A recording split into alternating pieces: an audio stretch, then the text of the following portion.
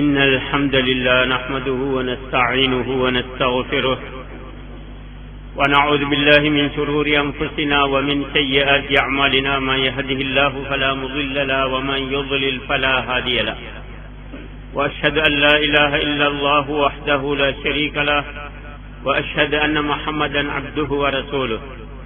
يا أيها الذين آمنوا اتقوا الله حق تقاته ولا تموتن إلا وأنتم مسلمون. يا أيها الناس اتقوا ربكم الذي خلقكم من نفس واحدة وخلق منها زوجها وبث منهما رجالا كثيرا ونساء واتقوا الله الذي تساءلون به والأرحام إن الله كان عليكم رقيبا. يا أيها الذين آمنوا اتقوا الله وقولوا قولا سديدا يصلح لكم أعمالكم ويغفر لكم ذنوبكم ومن يطع الله ورسوله فقد فاز فوزا عظيما. اللهم صل على محمد وعلى آل محمد كما صليت على إبراهيم وعلى آل إبراهيم إنك حميد مجيد. اللهم بارك على محمد وعلى آل محمد كما باركت على إبراهيم وعلى آل إبراهيم إنك حميد مجيد.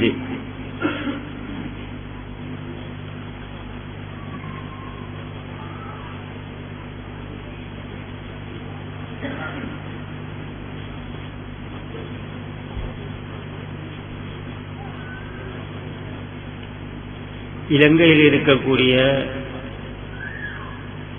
ஜமாஅத்துல் முஸ்லிமீன் என்ற இந்த அமைப்பு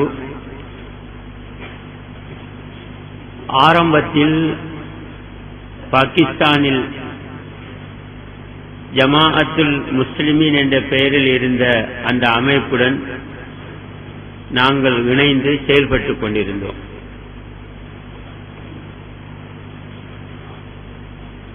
இப்போது அந்த அமைப்பு சரியான அமைப்பு அல்ல என்பதை நாம் குர்ஆன் ஹதீஸ் மூலம் விளங்கி அதிலிருந்து ஒதுங்கி நாங்கள் தனியாக செயல்பட்டுக் கொண்டிருக்கின்றோம். இது சம்பந்தமாக ஒரு விளக்கம் முஸ்லிம்கள் ஜமாஅத்துல் முஸ்லிமீன் இருப்பவர்கள் இதற்கு வெளியில் இருப்பவர்கள் அனைவருக்கும் தேவைப்படுவதால் அது சம்பந்தமான ஒரு விளக்கத்தை இன்று நாம் பெற்றுக்கொள்வதற்காக இந்த இடத்தில் நாங்கள் கூறியிருக்கின்றோம்.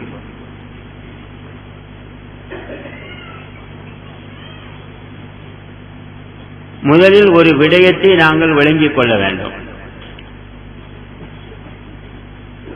அல்லாஹ்வுடைய இந்த தீனுல் இஸ்லாத்தை எப்படி நாங்கள் 1988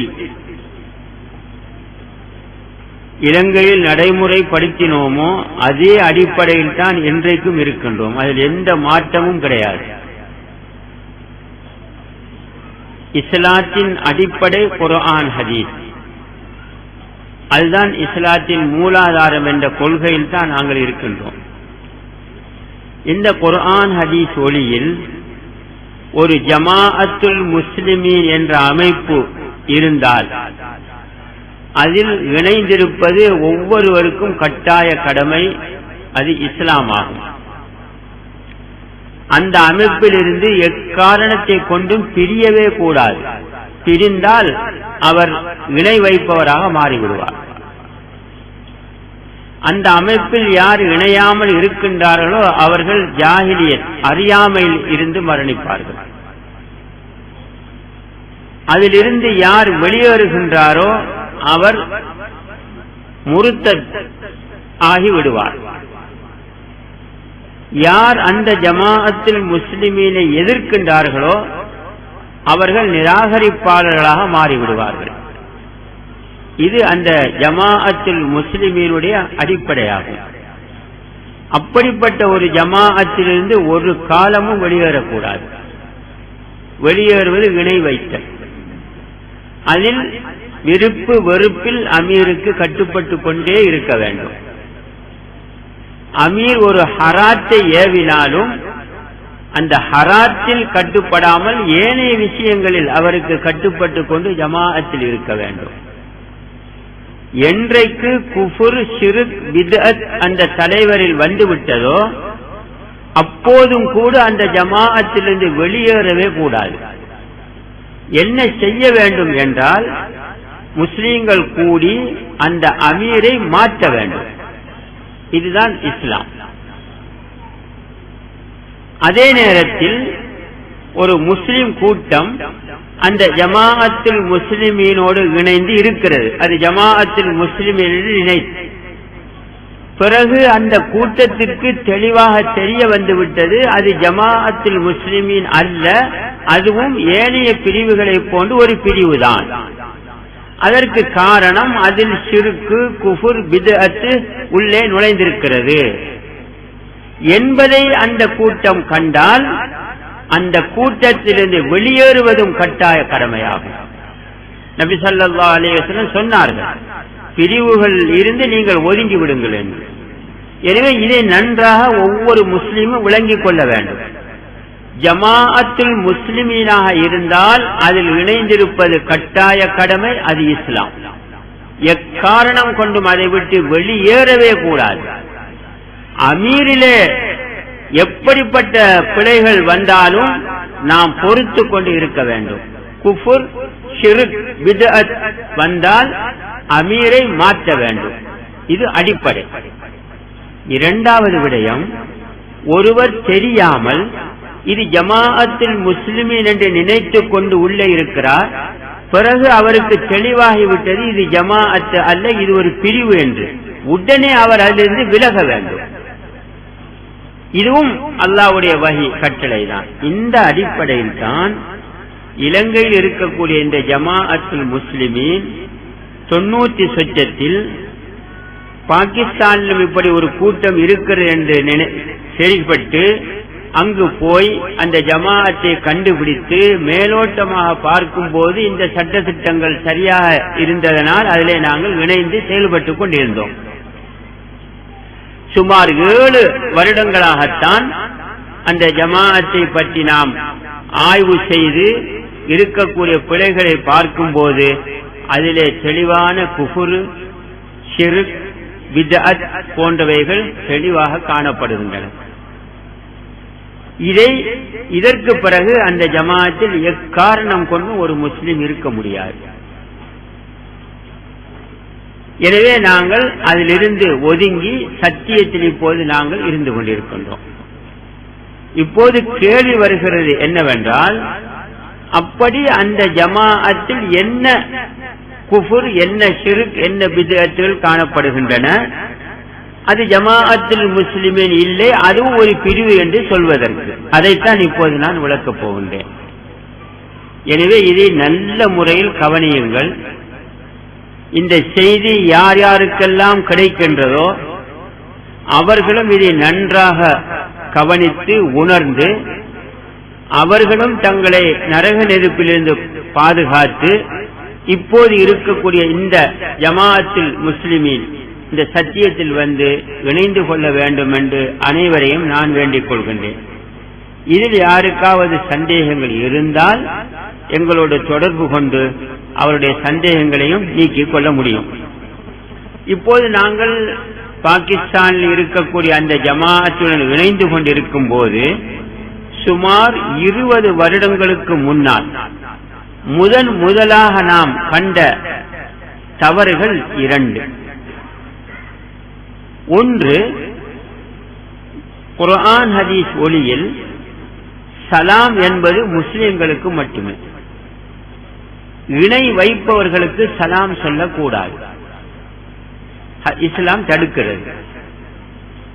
எனவே பிரிவுகளை பொறுத்தவரையில் அவர்கள் அல்லாஹ்வுக்கு இணை வைத்துக் கொண்டிருக்கிறார்கள். அதனால் சலாம் சொல்வதை இஸ்லாம் தடுக்கிறது என்ற கொள்கை, சரியான கொள்கையில் இலங்கையில் நாங்கள் இருந்து கொண்டிருந்தோம். ஆனால் அவர்களில் காணப்பட்ட மிகப்பெரிய ஒரு முதலாவது தவறு, அவர்கள் பிரிவுகளுக்கு சலாம் சொல்லிக் கொண்டு இருந்தார்கள். இது அவர்களுக்கு உணர்த்தப்பட்டது. நாம் கண்ட முதலாவது தவறு. உணர்த்தப்பட்டதற்கு பிறகு அதை ஏற்றுக்கொண்டார்கள். ஆனால் அது பாகிஸ்தானில் நடைமுறையில் கிடையாது. அங்கு அனைவரும் எல்லா பிரிவுகளுக்கும் சலாம் சொல்கிறார்கள். வெளிநாடுகளில் இருக்கக்கூடிய தொழிலாளர்கள், இலங்கையில் ஜமாஅத்துல் முஸ்லிம் உள்ளவர்கள் வந்து அடிக்கடி முறைப்பாடு வைப்பார்கள். பாகிஸ்தானில் இருக்கக்கூடிய அந்த ஜமாஅத்தில் உள்ளவர்கள் பிரிவுகளுக்கு சர்வ சாதாரணமாக சலாம் சொல்கிறார்கள் என்று. அதை வைத்துதான் நாங்களும் அவர்களுக்கு அந்த இதை உணர்த்தினோம். ஆனால் அவர்கள் திருந்தவில்லை. இதுவரைக்கும் நடைமுறை இருக்கின்றது. இரண்டாவதாக நாம் கண்ட ஒரு பிழை, இரண்டாவது பிழை என்னவென்றால், அல் குர்ஆன் அல் ஹதீஸை நாம் பார்க்கும்போது நோன்பு சம்பந்தமாக சஹீஹான ஹதீஸ் நசாயிலே வருகிறது, பாலூட்டும் பெண்களும் கர்ப்பிணிகளும் நோன்பை விட வேண்டும். அல்லாஹ் நோன்பை அகற்றி விட்டான். அவர்கள் அந்த நோன்பை கதா செய்ய வேண்டிய அவசியம் இல்லை. பிரயாணி நோயாளியை போன்று கதா செய்ய வேண்டிய தேவையில்லை. ஆனால் மின்ஹாஜுல் முஸ்லிமின் என்ற நூலில் அவர்கள் கதா செய்ய வேண்டும் என்று எழுதப்பட்டிருக்கிறது. உடனே இதை நாம் 20 வருடங்களுக்கு முன்னால் சுட்டி காட்டினோம். அந்த நேரத்தில் நீங்கள் சொல்வது சரிதான், அதை நாம் நூலில் இருந்து அகற்ற வேண்டும் என்று சொல்லப்பட்டதை தவிர இதுவரைக்கும் அது அகற்றவில்லை. அது புதிதாக அச்சிடக்கூடிய மின்ஹாஜுல் முஸ்லிமீனில் தொடர்ந்து அது இருந்து கொண்டே இருக்கிறது. பாகிஸ்தான், இந்தியா போன்ற நாடுகளில் இருக்கக்கூடிய அந்த ஜமாஅத்தில் உள்ள பெண்கள் அனைவரும் அவர்களுக்கு தெரியாது. அந்த மின்ஹாஜில் எழுதியிருக்கின்ற பிரகாரம் அவர்கள் கர்ப்பிணிகள், பாலூட்டும் பெண்கள் நோன்பை கதா செய்கின்றார்கள். இப்படி 2 பிழைகளை நாம் 20 வருடங்களுக்கு முன்னால் கண்டு நாம் சொல்லி, ஒன்றை அவர்கள் ஏற்றுக்கொண்டார்கள், மற்றதையும் ஏற்றுக்கொண்டார்கள். ஆனால் செயல்பாட்டிலே கிடையாது, நூலிலிருந்து அகற்றவே இல்லை. சரி, அந்த நேரத்தில் நாங்கள் இது சத்தியம், ஜமாஅத்துல் முஸ்லிமீன், இந்த பிழைகளை எப்படியாவது நாம் சொல்லி திருத்திவிட வேண்டும் என்று நாங்கள் முயற்சி செய்து கொண்டு இருந்தோம். இப்படியாக இருக்கும்போது 7 வருடங்களுக்கு முன்னால் ஜமாஅத்துல் முஸ்லிமீனில் ஆரம்பித்த அந்த மசூத் அகமது அவர்கள் ஒரு நூல் எழுதியிருக்கின்றார்கள். அந்த நூல் இதோ, இதனுடைய பெயர் ஜமாஅத்துல் முஸ்லிமீன் அப்னே தாவத் और तहरीक आईना में என்ற நூலை நான் எடுத்து படித்தேன். இதிலே 30ஆம் பக்கத்தில் ஒரு விஷயத்தை எழுதி வைத்திருக்கிறார்கள் மசூத் அகமது அவர்கள். 30ஆம் பக்கத்தில் இதை வாசிப்பதற்கு முன்னால் மசூத் அகமது அவர்களை பற்றி ஒரு சந்தேகம் வருகின்றது. பல பேர்கள் கேள்வி கேட்டார்கள். அதை சுருக்கமாக சொல்லிவிட்டு நான் இதை ஆரம்பிக்கிறேன். உதாரணத்திற்கு, ஒருவர் பால் கலக்கின்றார் மாட்டிலிருந்து 10 லிட்டர், தூய்மையான பால், அதுல எந்த கலப்படமும் கிடையாது. இந்த பாலை ஒருவர் எடுத்துக்கொண்டு சென்று அதிலே தண்ணீரை கலக்கிறார்.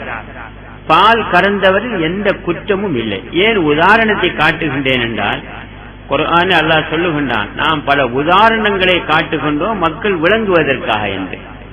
அந்த வகையில் விளங்குவதற்காக ஒரு உதாரணத்தை நான் காட்டுகிறேன். இந்த பாலில் ஒருவன் தண்ணீரை கலந்தால் பால் கறந்தவரில் எந்த குற்றமும் கிடையாது. ஆனால் பாலை கறந்தவர் இருக்கின்றாரே, அந்த நேரத்தில் பால் தூய்மையானது. ஆனால் பிறகு இவரே அந்த தண்ணீரிலே, அந்த பாலில் தண்ணீரை கலக்கின்றார். இப்போது அந்த பால் தூய்மையான பால் அல்ல. இதே போன்று மசூத் அகமது என்பவர்கள் ஆரம்பத்தில் தௌஹீத் ஜமாஅத்தில் இருந்தார்கள். மிகவும் பிரபல்யமான பேச்சாளர், எழுத்தாளர். அவர்கள் இருந்த அந்த பள்ளி கராச்சியில் பன்ஸ் ரோட்டில் இருக்கிறது. நான் நேரடியாக போய் அதை பார்த்தேன். அதில் இருக்கும்போது இவர்களுக்கு திடீரென்று இந்த ஹதீஸ் குர்ஆனை பார்க்கும்போது இதெல்லாம் பிரிவுகள் என்று தோன்றியது. உடனே அந்த பிரிவிலிருந்து விலகி தனியே வீட்டில் இருந்தார். அதற்கு பிறகு மக்சூத் என்று ஒருவரும் இதை பார்த்து விளங்கி அவரும் போய் ஒதுங்கிக் கொண்டார். அதற்கு பிறகு இன்னொருவரும் வந்து சேர்ந்து கொண்டார். அவருடைய பெயர் எனக்கு ஞாபகம் இல்லை. 3 பேர்கள் ஆகிவிட்டார்கள். ஹதீஸில் இருக்கிறது, காட்டிலோ நாட்டிலோ 3 பேர்கள் இருந்தால் ஒருவரை அமீராக நியமித்துக் கொள்ளுங்கள். அப்போது இஸ்லாம் உலகத்தில் கிடையாது. இந்த 3 பேர்களும் பிரிவிலிருந்து ஒதுங்கி ஒரு அமீரை நியமித்துக் கொண்டார்கள். இஸ்லாம் தான், எந்த சந்தேகமும் கிடையாது. அந்த பாலை கறக்கும் போது எப்படி தூய்மையோ அதே போன்று தூய்மையான இஸ்லாம், அதுல எந்த சந்தேகம் கிடையாது. ஆனால் கொஞ்ச நாட்களுக்கு பிறகு பாலை கறந்தவர் எப்படி தண்ணீரை கலந்தாரோ அதே போன்று மசூத் அகமது அவர்களும் அவருடைய அந்த ஜமாத்துக்குள் குஃபுர் ஷிர்க் பித்அத்தை கலந்து விட்டார். அதற்கு பிறகு வந்த மரணத்திற்கு பிறகு வந்த இஷ்தியாக் அஹமது இவரும் அதே போன்று இன்னும் கொஞ்சம் தண்ணீரை கலப்பது போன்று ஷிர்க் பித்அத்துகளை உள்ளே கலந்து விட்டார். அதனால் அந்த தூய்மையான இஸ்லாம் பிறகு பிரிவாக மாறிவிட்டது. இதைத்தான் நான் நிரூபிக்கப் போகின்றேன். எனவே நாம் மசூத் அகமதை பற்றி யாராவது கேட்டால் நாம் சொல்வது குர்ஆன் ஹதீஸ் ஒளியில் முதலாவது மரணித்தவர்களை பற்றி யாரும் கேள்வி கேட்டால் நாம் பதில் சொல்ல முடியாது, நமக்கு தெரியாது. அது மூசா நபி இடத்தில் ஃபிரௌன் கேட்ட போது சொன்னார்கள் அது அல்லாஹ் தான் அறிவான் என்று. ஆனால் மசூத் அகமது விஷயம் நமக்கு தெளிவாக தெரிகிறது. அவர் ஆரம்பித்தது அசல் இஸ்லாம் தான். ஆனால் பிறகு அவர் அந்த ஜமாத்துக்குள் இப்படி கலப்படம் செய்திருக்கிறார் என்பது அவருடைய எழுத்தின் மூலமே நாங்கள் நூல்களில் விளங்கிக் கொள்கின்றோம். எனவே மிக தெளிவாக விளங்குகிறது அது பிரிவு. மசூத் அகமதும் அதை பிரிவாக்கி விட்டார். ஆரம்பத்தில் சத்தியத்தில் இருந்த அந்த கூட்டத்தை ஆரம்பித்த கூட்டத்தை பிறகு அந்த ஜமாத்தை பித்அத் ஷிர்க் குஃப்ரை கொண்டு அவர் பிரிவாக மாற்றிவிட்டார் என்பதுதான் எங்களுடைய வாதம். அதற்கு பிறகு வந்த இஷ்தியாக் அவர் இன்னும் கூடுதலாக ஷிர்க் பித்அத்தை உள்ளே நுழைத்து விட்டார். இப்போது அது ஜமாஅத் அல்ல, அது ஒரு பிரிவு.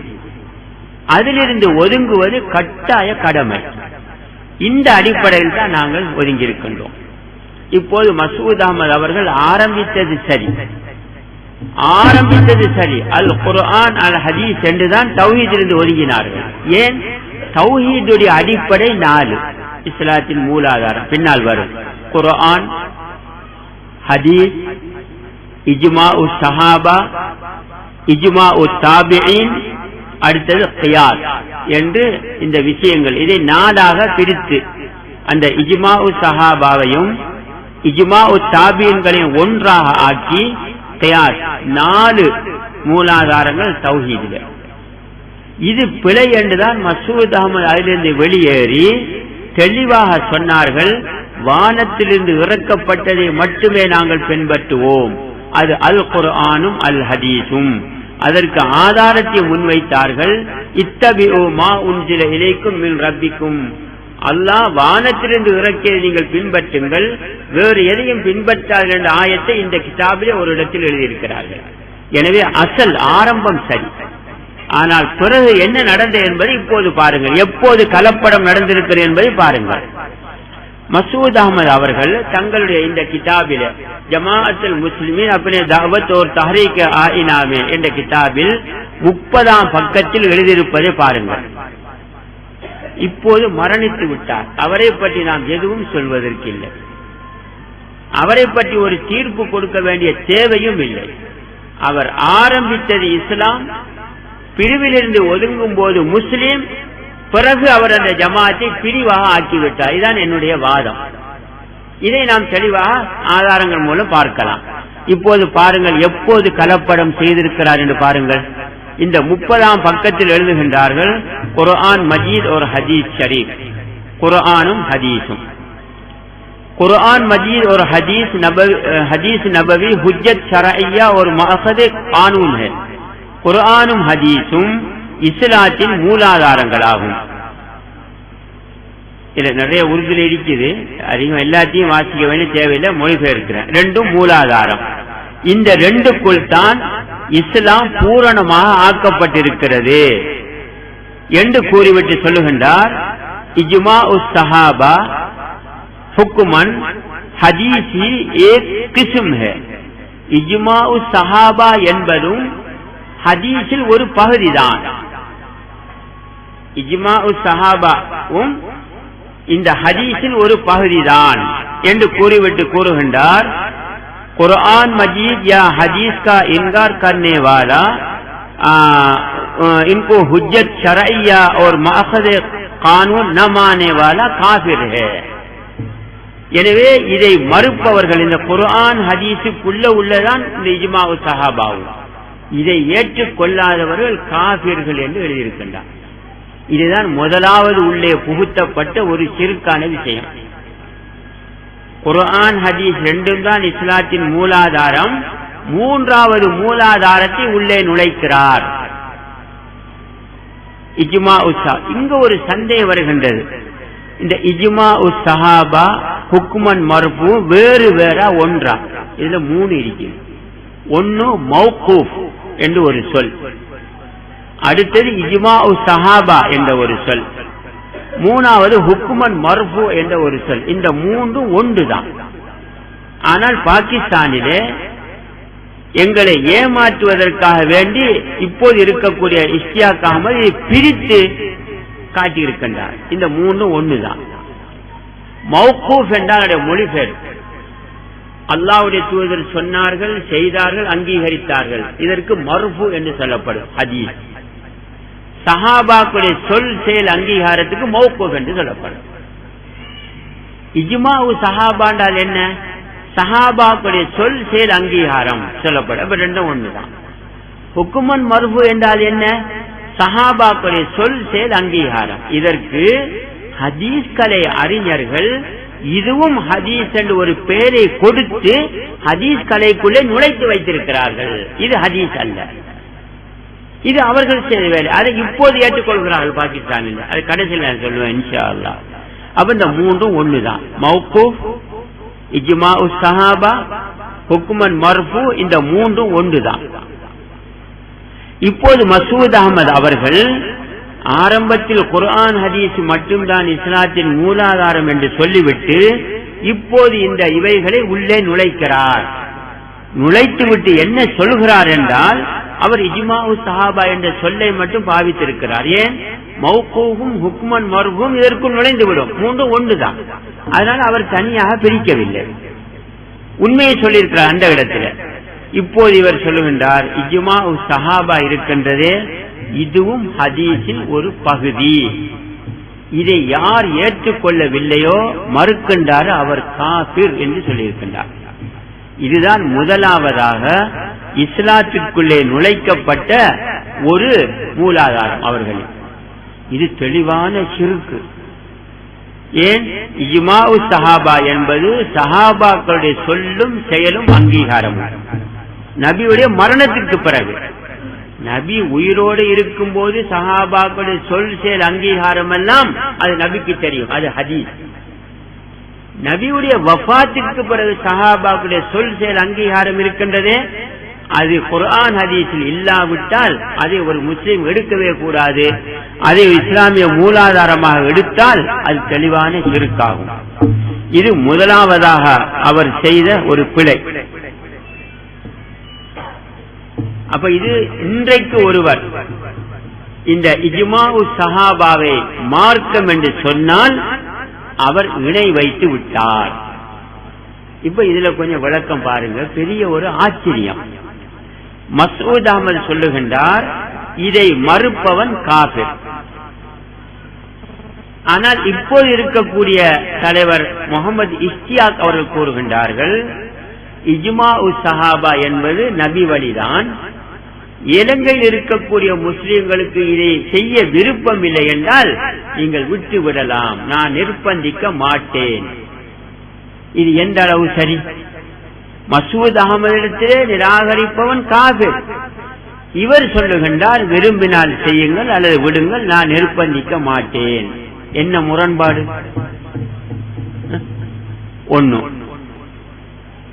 இரண்டாவது, ஹிபத்துர் ரஹ்மான் மௌலவி முர்த்தத் என்று தீர்ப்பு வழங்கிய நேரத்தில் இஷ்தியாக் அஹ்மத் அவர்கள் கடிதத்தில் எழுதியிருக்கின்றார்கள், இவர் ஹிபத்துர் ரஹ்மான் மௌலவி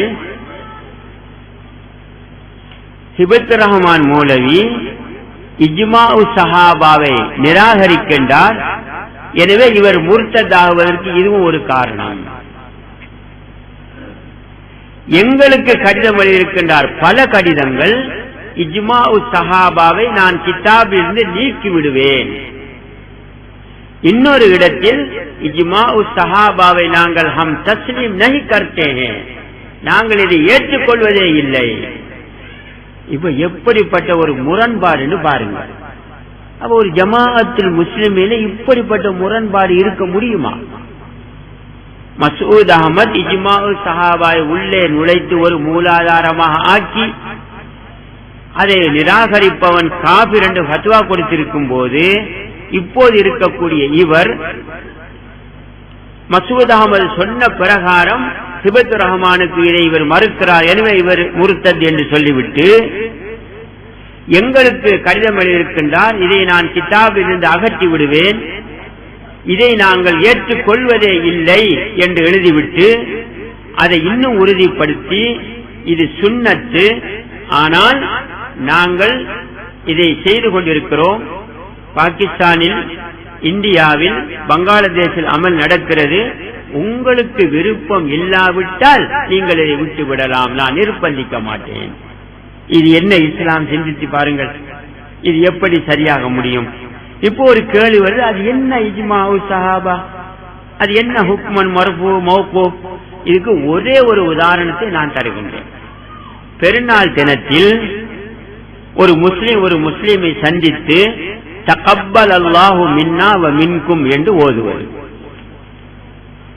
மொழிபெயர்ப்பு, அல்லாஹ் எங்களில் இருந்தும் உங்களில் இருந்தும் இந்த வணக்க வழிபாட்டை ஏற்றுக்கொள்வானாக.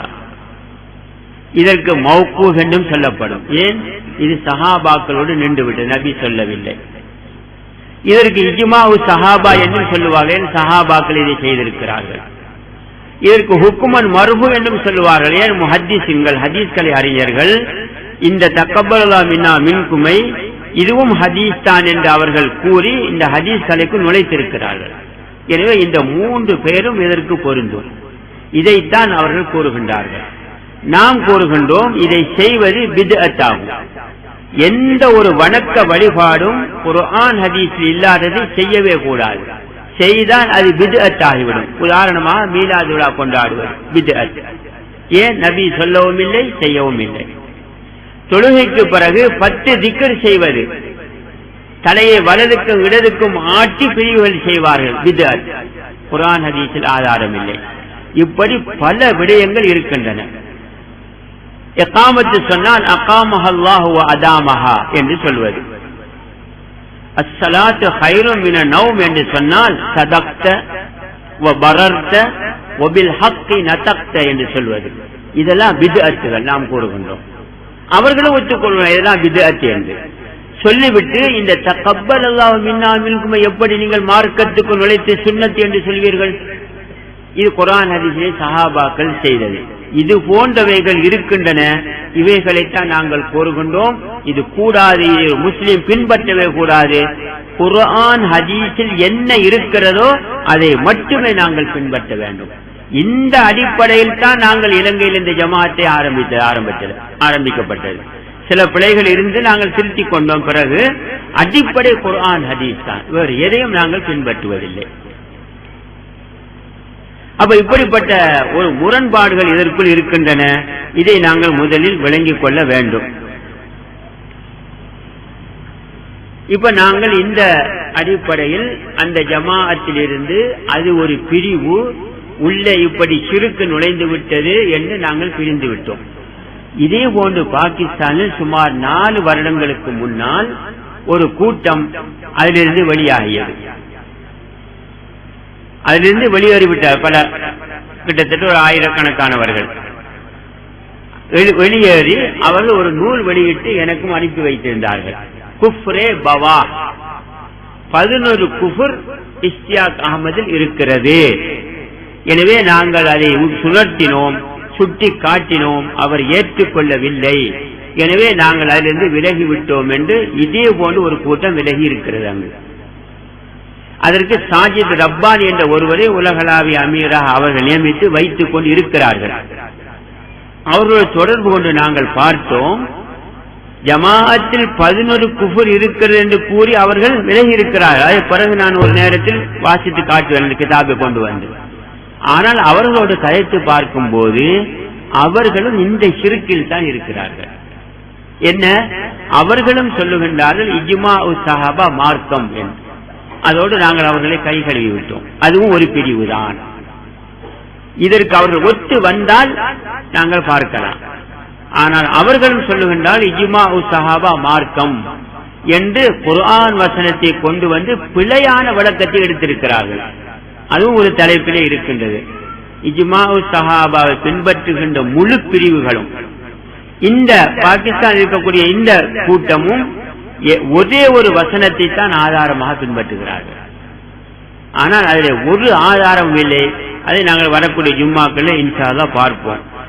முதலாவதாக அவர்கள் செய்த அந்த ஷிர்கான விஷயம் இதுதான், இந்த இஜ்மா சஹாபா உள்ளே புகுத்தது. அதற்கு பிறகு இன்னொரு விஷயத்தை நாங்கள் பார்ப்போம். இரண்டாவது விடயம் என்னவென்றால்,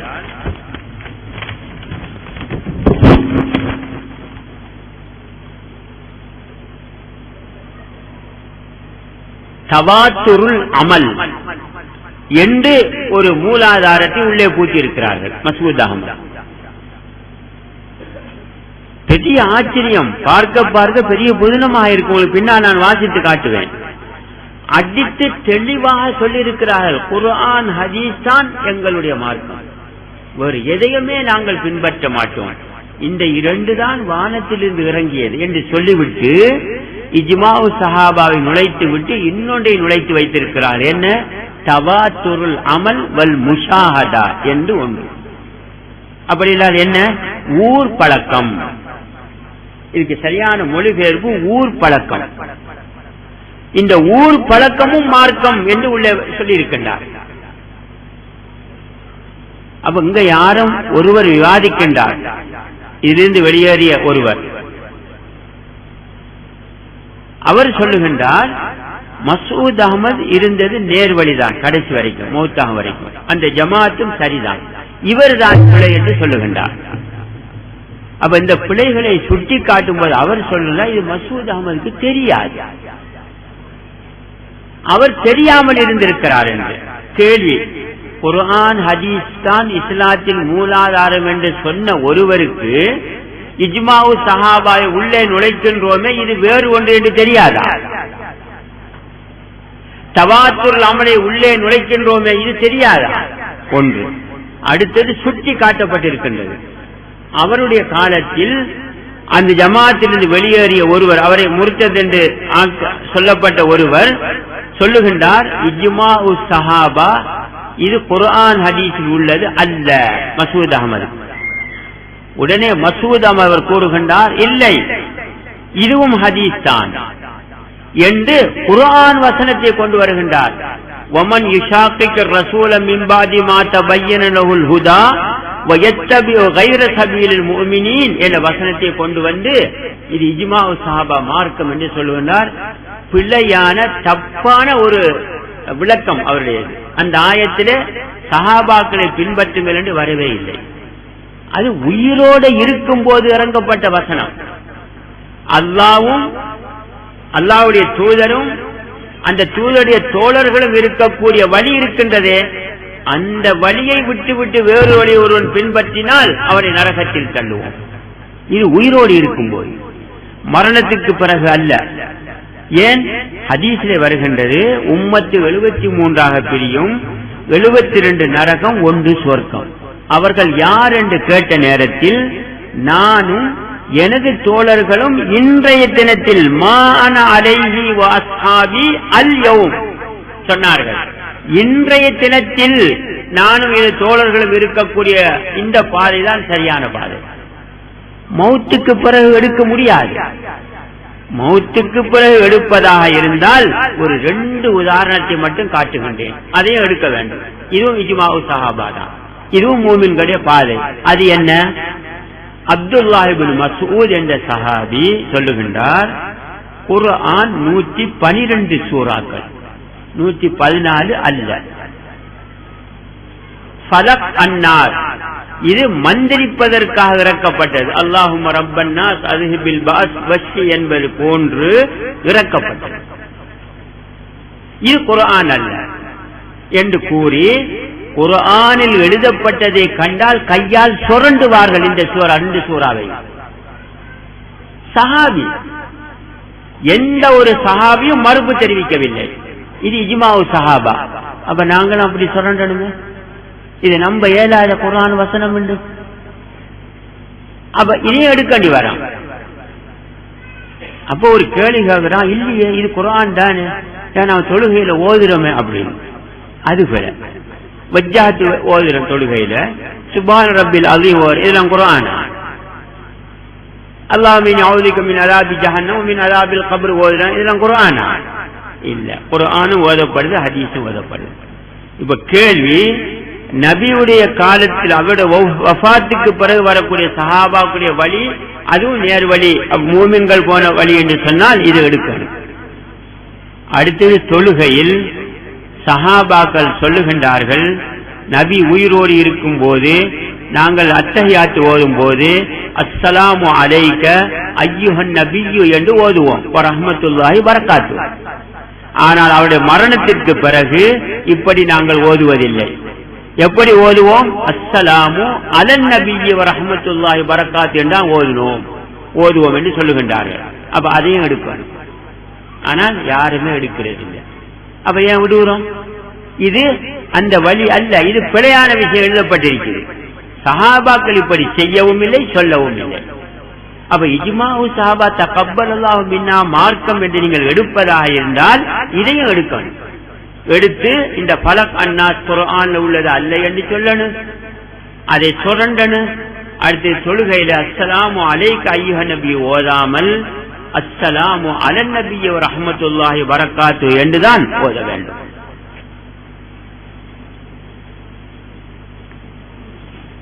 அப்ப இது நாம நல்ல தெளிவா விளங்கிக் கொள்ளணும். அப்ப இந்த தவாத்துருல் அமல் அவர் அடுத்தது கொண்டு வந்தது ஊர் பழக்கம். அப்ப இந்த ஊர், அப்ப இஜ்மாஉ ஸஹாபா மார்க்கம் இல்லை என்று உணர்த்தப்பட்ட நேரத்தில் ஒரு ஆள் சொல்றார், ஒரு மௌலவி, அது மசூத் அஹ்மதுக்கு தெரியாது. ஏன் தெரியாது? இப்படி ஒரு அடிப்படையை சொன்ன ஒருவருக்கு தெரியாத இஸ்லாத்தின் மூலாதான் 2 சொல்லிட்டு 3-4 உள்ளுக்கு புகுத்துறது சொல்லப்பட்டிருக்கிறது. ஒருவர் சொன்னார் இது மார்க்கம் இல்லை, உடனே ஆயத்தை கொண்டு வந்து அவருக்கு மறுப்பு தெரிவித்தார். அதற்கு பிறகு அதே நபர் சொன்னார், நீங்கள் தவாத்துருல் அமல் என்பதை மார்க்கத்துக்குள்ளே வைத்திருக்கிறீர்கள், இது குர்ஆன் ஹதீஸ் அல்ல என்று சொன்னார். உடனே அதுக்கு சரியான ஆதாரத்தை காட்டாமல் பதில் கொடுத்திருக்கிறார் மசூத் அஹ்மத். எப்படி? அப்ப தவாத்துருல் அமல் ஊரு பழக்கம் மார்க்கம் இல்லை என்று நீங்கள் சொல்வதாக இருந்தால் எப்படி மையத்தை அடக்குவது, தொழுகையில் எப்படி ஸலவாத்து ஓதுவது என்று கேட்கிறார். அப்ப தெரிஞ்சுக்கிட்டு தான் அவர் நாகரிச்சிருக்கிறார், விளங்காமையா? அப்ப தவாத்துருல் அமல் குர்ஆன் ஹதீஸ்ல உள்ளது இல்லை என்று சொன்னால் நீங்க குர்ஆன் ஹதீஸ்ல ஆதாரம் காட்டணும், இது குர்ஆன் ஹதீஸ். அதை காட்டாம எப்படி மையத்தை அடக்கிறது, எப்படி ஸலவாத்து ஓது தொழுகையில் என்று கேட்டால் இது சரியா? இது எவ்வளவு பெரிய பல. இதைத்தானே பிரிவில் உள்ளவங்க கேட்டாங்க, குனுவத்து கூடாது, கூட்டு துவா கூடாது, தல்கீன் கூடாது என்று சொன்ன உடனே என்ன கேட்டாங்க அவங்க? அப்ப இதெல்லாம் தொகுத்தது இமாம்கள் தானே, அப்ப அவங்கள நான் காஃபிரா அப்படின்னு கேட்டாங்க. இதைத்தான் இப்ப இவங்களும் அந்த மசூத் அஹ்மத் சொல்லி இருக்கிறார், பெரிய பிழையான ஒரு விளக்கம். அப்ப ஊர் பழக்கம் மார்க்கம் இல்லை. அப்ப கேள்வி வருது, அப்ப எப்படி மையத்தை அடக்கிறது, எப்படி ஸலவாத்து வருது? இதுக்கு முதலாவது பதில், குர்ஆன் ஹதீஸ்ல ஒன்று இல்லை என்று சொன்னால் அது எப்படியும் செய்யலாம் வழங்கணும் ஒண்ணு. அடுத்தது மையத்தை அடக்கிற முறை வந்துட்டு ஹதீஸ்லயும் குர்ஆன்லயும், அது அவருக்கு தெரியாது. தெரியாது, நீங்க என்ன சொல்லணும்? எனக்கு தெரியாதுன்னு சொன்னா அது ஊர் பழக்கத்தை எடுக்கக்கூடாது. அப்ப எப்படி அடக்கிறது? இப்ப இன்றைக்கும் கேட்கிறாங்க சிலர், அப்ப எப்படி மையத்தை அடக்குங்கன்னு அதை வச்சு கேட்கிறாங்க. அதான் ஒரு சகோதரர் சொன்னா, நீங்க மௌத்தாங்க நாங்க அடக்கி காட்டுறோம். இந்த கேள்வி பெற எப்படி அடக்கிறது? அப்ப என்ன குர்ஆன் ஹதீஸ்ல இல்லையா? அப்ப இல்லண்டா என்ன? ஒண்ணு இல்லண்டா அது உங்களுக்கு அருட்கொடை, நீங்க வெறுமனமாய் செய்யலாங்கிறதா இஸ்லாம். ஹதீஸ்ல வந்திருக்குது, அல்லாஹ் எல்லாத்தையும் உங்களுக்கு சொல்லிட்டான், எதையும் மறக்க இல்லை, விளங்கிட்டா? அதால எதை உங்களுக்கு அல்லாஹ் ஒண்ணு சொல்ல இல்லை, அது உங்களுக்கு அருட்கொடை. இப்ப கேட்கிறாங்க என்ன? நாம குர்ஆன் ஹதீஸ்ல இல்ல, அப்ப அருள் அல்லாஹ் விட்டுக்க விரும்பினா செய்யுங்க, என்னமும் செய்யுங்க, கூடும் கூடாது நமக்கு சொல்ல. இதே போல மையத்தை எப்படி அடக்குவது என்று குர்ஆன் ஹதீஸில் வரவில்லை என்றால் ஊர் பழக்கத்தை எடுக்கக்கூடாது. எப்படி அடக்கலான்னா வழங்கணும். ஊர் பழக்கண்டா என்ன? அப்ப மசூத் அகமது வரும்போது இருந்ததெல்லாம் முஷ்ரிக்குகள், ஷிர்க்குவாதிகள். அப்ப ஷிர்க்குவாதிகளுடைய செயலை எடுக்கலாமா? ஊர் பழக்கத்தை மார்க்கத்தில் எடுத்து மார்க்கத்துக்குள்ள நுழைக்கலாமா? எவ்வளவு பெரிய ஷிர்க்கான விஷயம் பாருங்க. அப்ப மசூத் அகமது இந்த ஜமாத்தை ஆரம்பிக்கச்சுல முஸ்லிம்கள் உலகத்துல இல்ல, எல்லா பிரிவுகள் தான். அப்ப பிரிவுகள் எப்படி மையத்தை அடக்குனாங்கிறத பார்த்து நீங்க அடக்கம்னு சொன்னால், அப்ப ஷிர்க்குவாதிகளுடைய ஒரு அமலை நீங்க மார்க்கத்துக்குள்ள கொண்டு புகுத்துறது எவ்வளவு பெரிய ஒரு ஷிர்க்கான விஷயம். அப்ப நாம சொல்ற மையத்தை அடக்கிற முறை இருக்குது. எப்படி செலவாத்தி சொல்றது அதுக்கு ஒரு வழி இருக்குது, நாம பார்ப்போம். இல்லன்னா எப்படி சொல்லலாம் வரோம். இப்ப அந்த மசாலாவில் நான் நுழைய வர இல்லை. அதான் நான் சொன்னேன், இந்த ஜமாத்தில் இப்ப நாங்க ஒரு சபை அமைப்போம். உலமாக்கள், புத்திஜீவிகள், கருத்து முதலான எல்லா மசாலாவையும் எடுத்து தெளிவான ஆதாரங்களோடு ஒவ்வொரு முஸ்லீமும் மார்க்க கல்வியை படிக்க வேண்டிய அடிப்படையில் அதை நாங்கள் எழுதி ஒவ்வொரு முஸ்லீமுக்கும் நாங்கள் ஒவ்வொன்றா கொடுத்து கொண்டு வருவோம் இன்ஷா அல்லாஹ். அந்த அடிப்படையில் இந்த மசாலாக்கெல்லாம் வரும். அப்ப தவாத்துருல் அமலை உள்ளே கொண்டு வந்து இதுவும் மார்க்கம் என்று சொல்லியிருக்கிறார். அது அவர் கிதாபுல நீங்க எடுத்தீங்கன்னா 532 பக்கத்தில் இஜ்மா உஸ் சஹாபா और தவாத்துருல் அமல் ஹதீஸ் கி ஏக் கிஸ்ம் நஹி அப்படின்னு ஒருவர் சொல்லியிருக்கிறார் மசூத் அவரிடத்துல. அதாவது இந்த தவாத்துருல் அமலும் இஜ்மா உஸ் சஹாபாவும் ஹதீஸின் ஒரு பகுதி அல்ல உணர்த்தி இருக்கிறார். அப்ப இந்த மௌலவி சொல்றாரு தெரியாம எழுதி வச்சுக்கின்ற உணர்த்தப்பட்டிருக்கிறது. உணர்த்தின உடனே கேள்வி கேட்கிறார், அப்ப எப்படி மையத்தை அடக்கிறது? இது ஒரு விஷயம். அப்ப எத்தனை பூத்தப்பட்டிக்கு இப்ப உள்ளுக்குள்ள பாத்தீங்களா? நம்ம அந்த மூணையும் ஒன்னா எடுத்தா இஜ்மா சஹாபா மௌகூஃப் ஹுக்கும் எல்லாம் ஒன்னு எடுப்போம். அப்ப மூணாவது புகுத்தப்பட்டிருக்கிறது. நாலாவது தவாத்துருல் அமல் ஊர் பழக்கத்தையும் உள்ளே புகுத்தப்பட்டிருக்கிறது. இதுவும் ஷிர்க். அப்ப இன்றைக்கு ஒரு ஆள் வந்து ஊர் பழக்கம் மார்க்கங்கிறார். என்ன ஊர் பழக்கம்? அந்த காலத்திலிருந்து நடந்து வருவது. ஒரு ஆள் சொல்றார் ஊர் பழக்கம் என்ன செய்யறது? இப்போ இன்னும் ஒரு 2000-3000 வருஷத்துக்கு பிறகு இந்த மீலாதுல் அப்படியே நடந்து போய்கொண்டே இருக்குது. அப்ப அந்த காலத்துக்கு இது ஊர் பழக்கமா தான் இருக்கு. அப்ப மார்க்கம் வந்துடும் செய்யணும். ஏன் ஊர் பழக்கம்? அப்ப இது இஸ்லாத்தின் மூலாதாரம் அல்ல. உறுதியாக நாங்க இருக்கணும். அல்லாஹ் வானத்திலிருந்து இறக்கியது மட்டும்தான் இஸ்லாத்தின் மூலாதாரம். அந்த ரெண்டை மட்டுமே பின்பற்றணும். அது ரெண்டு குர்ஆன் ஹதீஸ் மட்டும்தான். இதெல்லாம் இஸ்லாத்தின் மூலாதாரம் அல்ல.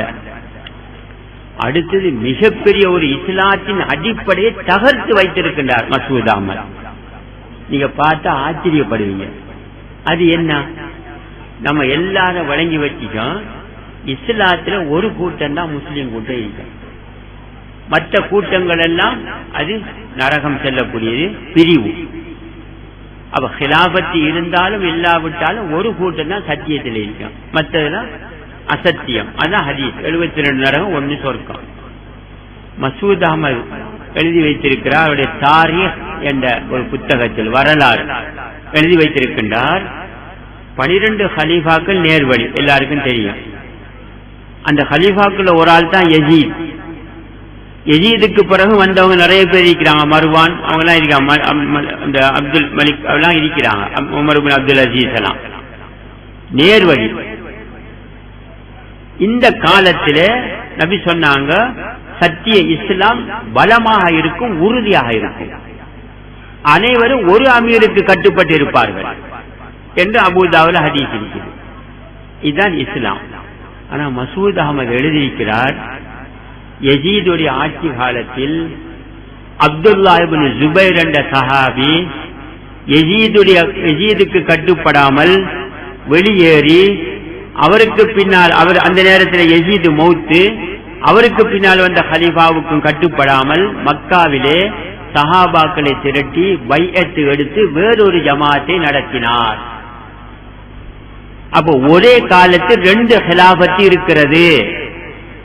சிரியாவிலே ஒரு ஹிலாபத்து, மக்காவிலே ஒரு ஹிலாபத்து இருக்கிறது. 2 ஹிலாபத்து, 2 கூட்டம். இப்போ சிரியாவிலிருந்து படை வந்து அப்துல்லா இப்னு ஜுபைரோடு போராடி காபாவுக்கெல்லாம் நெருப்பு வைத்து எரிக்கப்பட்டு அப்துல்லா இப்னு ஜுபைரை பிடித்து கொண்டு கழுமரத்தில் ஏற்றப்பட்டது. கழுமரத்தில் ஏற்றி வைக்கப்பட்டிருக்கிறது. அப்துல்லா இப்னு உமர் என்ற சஹாபி அந்த வழியால் வருகிறார். வந்து அவரை பார்த்து அஸ்ஸலாமு அலைக யா அபா முஸ்அப் என்ற அஸ்ஸலாமு அலைக யா அப்துல்லா இப்னு ஜுபைர் என்ற சலாம் சொன்னார்களாம். இதுல 2 பிழை. ஒன்னு இஸ்லாத்துல தகர்க்கிற வேலை. இது பிரிவுகளுக்கு இந்த கிதாபை படிச்சாங்கன்னா என்ன சொல்லுவாங்க, வந்து உங்களுடைய தலைவரே எழுதியிருக்கின்றால் ஒரு காலத்தில் 2 முஸ்லிம் கூட்டம் இருக்கலாம், 2 ஹிலாபத் இருந்திருக்கிறது, 2ஐயும் ஹிலாபத் என்று எழுதி வைத்திருக்கிறார்கள் தாரீக் என்ற கிதாபில். அப்ப இது பிரிவுகளுக்கு கொடுக்கப்பட்ட ஒரு ஆயுதம் எங்களை அடிக்கிறது. அப்ப என்ன செய்வாங்க, உங்களோட தலைவர் தானே எழுதி வைத்திருக்கிறார். இப்ப நாம சொல்லிடுவோம் இது வழிகேடு, இது இஸ்லாம் அல்ல, இதை நாங்கள் நம்பவே மாட்டோம், இது குர்ஆன் ஹதீஸ் அல்ல. அப்ப இது என்ன? இது இஜ்மாஉ ஸஹாபாவை மஸ்ஊத் அஹ்மத் இஸ்லாத்தின் மூலாதாரம் என்று உள்ளே நுழைக்க போய் அதற்குள் வந்த முழு கூலம் குப்பைகளையும் அள்ளி எடுத்துக் கொண்டார். அப்ப 2 கூட்டம் இருந்துச்சு வந்திருக்கிற. இது இஜ்மாஉ ஸஹாபா, குர்ஆன் ஹதீஸ் அல்ல. இது யஸீதுடைய ஆட்சி காலத்தில் நடந்த விஷயம். அப்ப 2 முஸ்லிம் கூட்டம் இருக்க ஏழுமா ஒரு காலத்துல? இது தெளிவான சிறுக்கு நாங்க சொல்றோம். ஒரு கூட்டம் தான் முஸ்லிம்கள். இப்ப பிரிவுல ஒரு ஆள் வந்து எங்கிட்ட கேட்டா என்ன சொல்றது? இப்ப நம்ம அதுக்குள்ள இருக்கும் போது இருக்கக்கூடிய நேரத்துல வந்து சொன்னாங்களும் முஸ்லிம், நாம சொல்ல நீங்க பிரிவு 70 நரகம் ஒண்ணுதான் சொர்க்கம், ஒண்ணுதான சொர்க்கம். ஓ உடனே தீக்கு போடும் மசூத் அமர் வரலாற்றை இந்த பாருங்க. யஸீதுடைய ஆட்சி காலத்திலே இந்த கிதாபுல வரலாற்றில எழுதியிருக்கிறார். அங்கிட்டு யஸீத் அவங்களுடைய ஆட்சி ஹிலாபத்து முஸ்லீம்கள் நேர்வழி, இங்கிட்ட அப்துல்லா இப்னு ஜுபைரும் சஹாபி அவங்களும் நேர்வழியிலே தான் ஹிலாபத்தில் எழுதியிருக்கின்றார். எனவே 2 கூட்டம் இருக்கலாம். என்ன செய்யறது? என்ன செய்யறது? அப்ப நமக்கு பதில் சொல்றது ஏழாது. அப்போ நாம அது சத்தியம் நினைச்சுக்கிட்டு இருந்தோம். இப்ப நாம ஒரு அளவு சொல்லுவோம் அது வழிகேடு. குர்ஆன் ஹதீஸ்ல ஆதாரம் காட்டுங்க 2 கூட்டம் முஸ்லீம் இருக்கிறதுக்கு. குர்ஆன் ஹதீஸ் வழியில ஒரு கூட்டம் தான் சத்தியத்தில் இருக்கும். அப்ப அப்துல்லா இப்னு ஜுபைர் யார்? அது குர்ஆன் ஹதீஸ் அல்ல, அது இஜ்மாஉ ஸஹாபா. அதை நாங்கள் நம்பவே மாட்டோம். அப்ப சனது அறிவிப்பாளர் பட்டியல் சரியா இருக்கிறது. அறிவிப்பாளர் பட்டியல் சரியாக இருக்கக்கூடியது எல்லாம் அதனுடைய மத்தன் செய்தி சரியானது அல்ல. அது எல்லாரும் ஏற்றுக்கொள்றாங்க உலகத்துல, அது எல்லாரும் ஏற்றுக்கொள்றாங்க. எல்லாம் சரியா இருக்காது. 70,000 சஹாபாக்கள் வெட்டுப்பட்டார்கள், சரியா? முஸ்லீம் கொண்டாங்களா, சரியா? அபூபக்கரும் ஃபாத்திமாவும் மரணிக்கு வரை கதைக்கவில்லை, சனது சரிதான், அறிவிப்பாளர் செய்தி பல ஏற்றுக்கொள்ள முடியுமா? ஏற்றுக்கொள்ள முடியாது. உஸ்மான் ரலியல்லாஹு அன்ஹு பிரயாணத்தில் 4 தொழுவார்கள், ஏற்றுக்கொள்ள முடியுமா? அறிவிப்பாளர் சரி. அன்னை ஆயிஷா பிரயாணத்தில் 4 தொழுவார்கள், அறிவிப்பாளர் சரி, ஏற்றுக்கொள்ள முடியுமா? நபி ஸல்லல்லாஹு அலைஹி வஸல்லம் இஹ்ராத்தை அவிழ்த்ததற்கு பிறகுதான் மைமூனாவை திருமணம் முடித்தார்கள். ஆனால் இப்னு அப்பாஸ் கூறுகின்றார்கள் இல்லை, இஹ்ராம் கட்டிக்கொண்டே திருமணம் முடித்தார்கள். சஹீஹான ஹதீஸ். ஆனால் எல்லா ஹதீஸ்களை அறிஞர்களும் முழு பிரிவும் ஒத்துக்கொள்கின்றார்கள். இந்த இப்னு அப்பாஸுடைய ஹதீஸ் அறிவிப்பாளர் சரியாக இருந்தாலும் அந்த செய்தி பிழை எடுப்பதில்லை, அதைத்தான் எடுக்கிறாங்க மைமூனாவுடைய. அதனால இஹ்ராம் கட்டிக்கொண்டு திருமணம் முடிக்க கூடாது என்பது இன்னைக்கு இஸ்லாமிய தீர்ப்பு. அப்போ இப்படிப்பட்ட ஒரு மிக பிழையான ஒரு கருத்தை மசூத் அஹ்மத் அவர்கள் எழுதி வைத்திருக்கிறார்கள். என்ன காரணம்? இஜ்மாஉ ஸஹாபாவை மார்க்கமாக ஆக்க போய் அவர்களுக்கு இதை மறுப்பதற்கு எந்த ஒரு துணிவும் கிடையாது. அதனால இதுவும் 2 முஸ்லிம் கூட்டணி எழுதி வைத்து விட்டார். அடுத்த பிழை எல்லாருக்கும் தெரியும், ஒரு மையத்துக்கு சலாம் சொல்லலாமா? ஒரு மையத் இருக்குது, அஸ்ஸலாமு அலைக்கும் சொல்லலாமா? நாம சொல்ல மாட்டோம், தௌஹீதும் சொல்ல மாட்டான், நாமளும் சொல்ல மாட்டோம், மற்றவங்க சொல்லுவாங்க, அவங்களுக்கு கூட. ஆனா மசூத் அஹ்மத் எழுதியிருக்கின்றார், அப்துல்லாஹ் இப்னு உமர் சலாம் சொன்னார்கள். இது கண்டா தரீகா என்ன சொல்லுவாங்க? அந்த உங்களோட தலைவர் தான் எழுதியிருக்கிறார், சலாம் சொல்லி கூட. அப்ப ஏன் அவுலியாக்களுக்கு சலாம் சொல்ல கேட்பாங்க. அப்ப இப்படி ஒரு பிழையான விஷயத்தை மசூத் அஹ்மத் அவரு அந்த இடத்துல எழுதியிருக்கிறார். அதுவும் மிகப்பெரிய பிழை.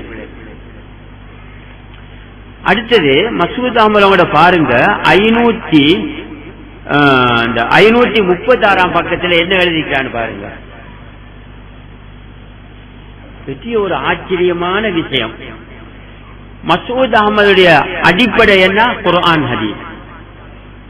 இதான் சொன்னது. பிறகு இஜ்மாஉ ஸஹாபாவை உள்ளுக்கே பூச்சி இருக்கின்றார்.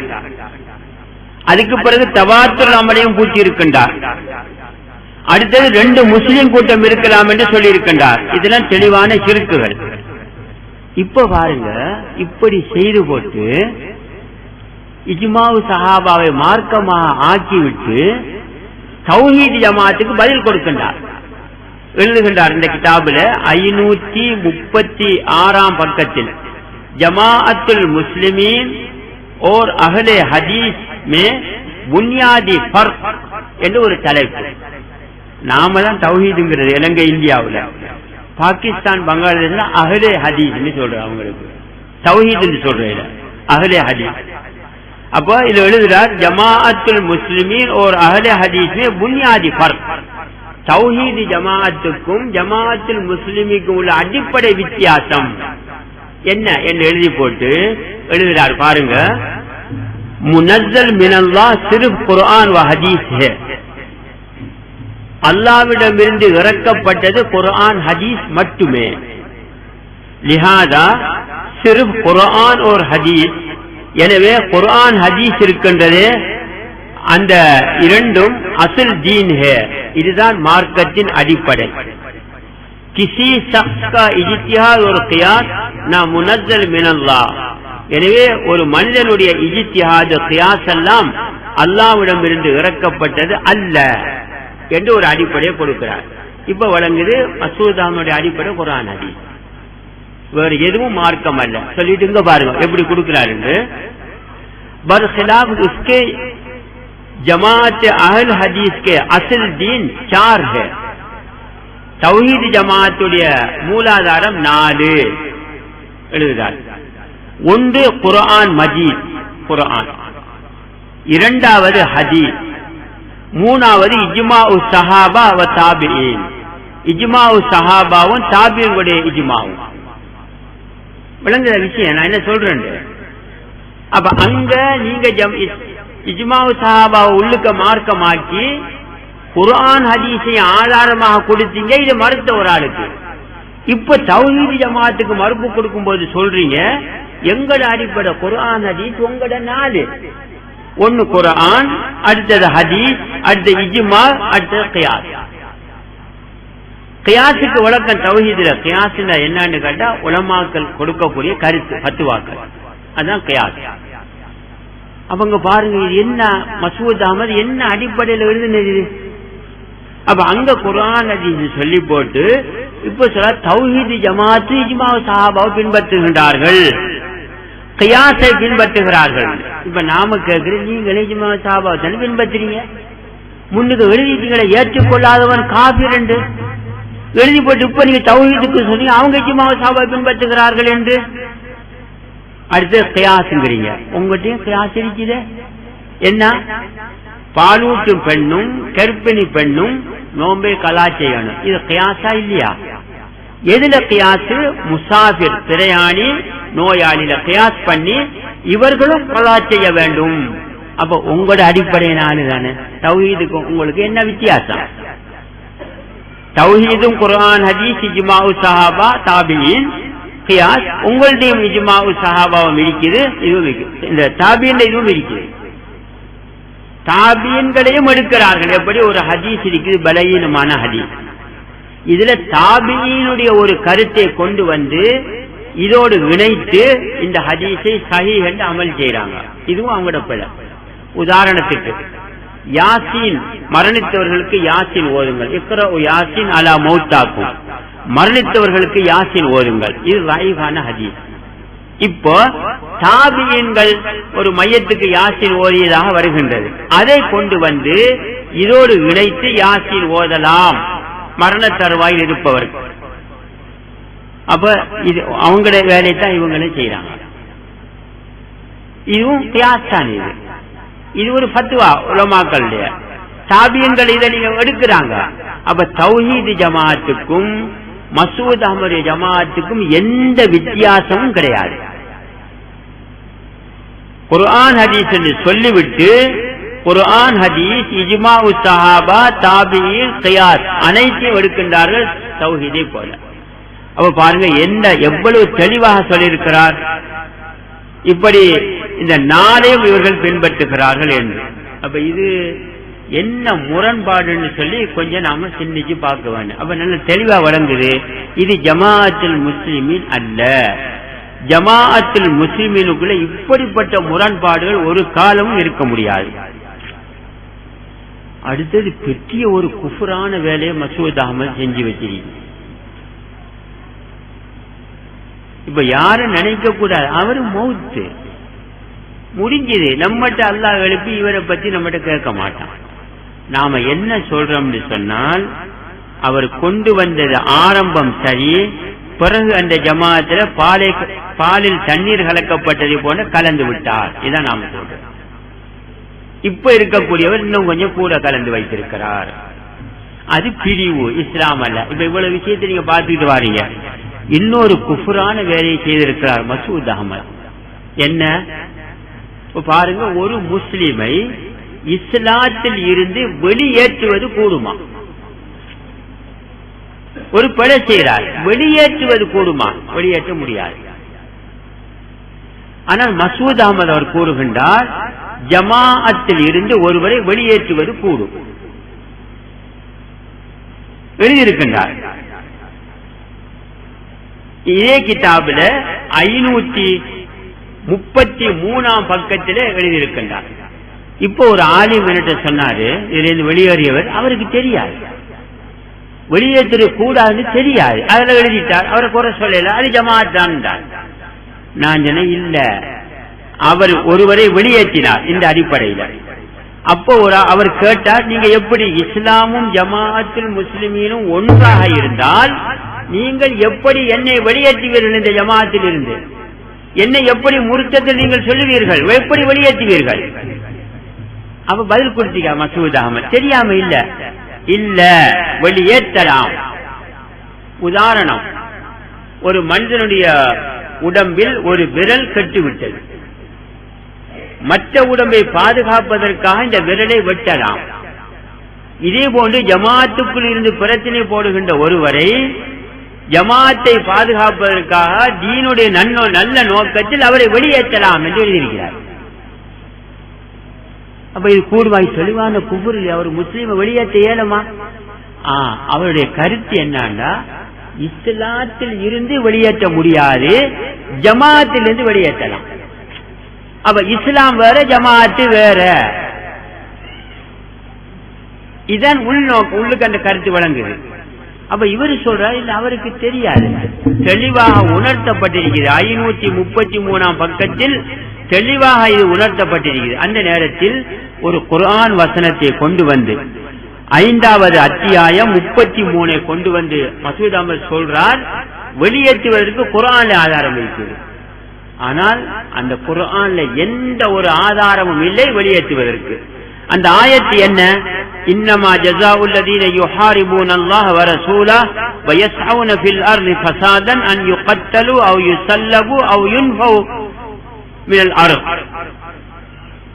என்ன ஆயத்து என்ன சொல்லுன்னு கேட்டால், யார் அல்லாஹ்வுடனும் அவனுடைய தூதருடனும் போர் தொடுக்குகின்றார்களோ அவர்களை கொல்ல வேண்டும், அல்லது கை கால்களை மாறி மாறி வெட்ட வேண்டும், அல்லது அவர்களை கழுமரத்தில் ஏற்ற வேண்டும், அல்லது நாடு கடத்தப்பட வேண்டும் என்ற ஆயத்தை ஓதி அவருக்கு பதில் கொடுக்கிறார், வெளியேற்ற இயலும்.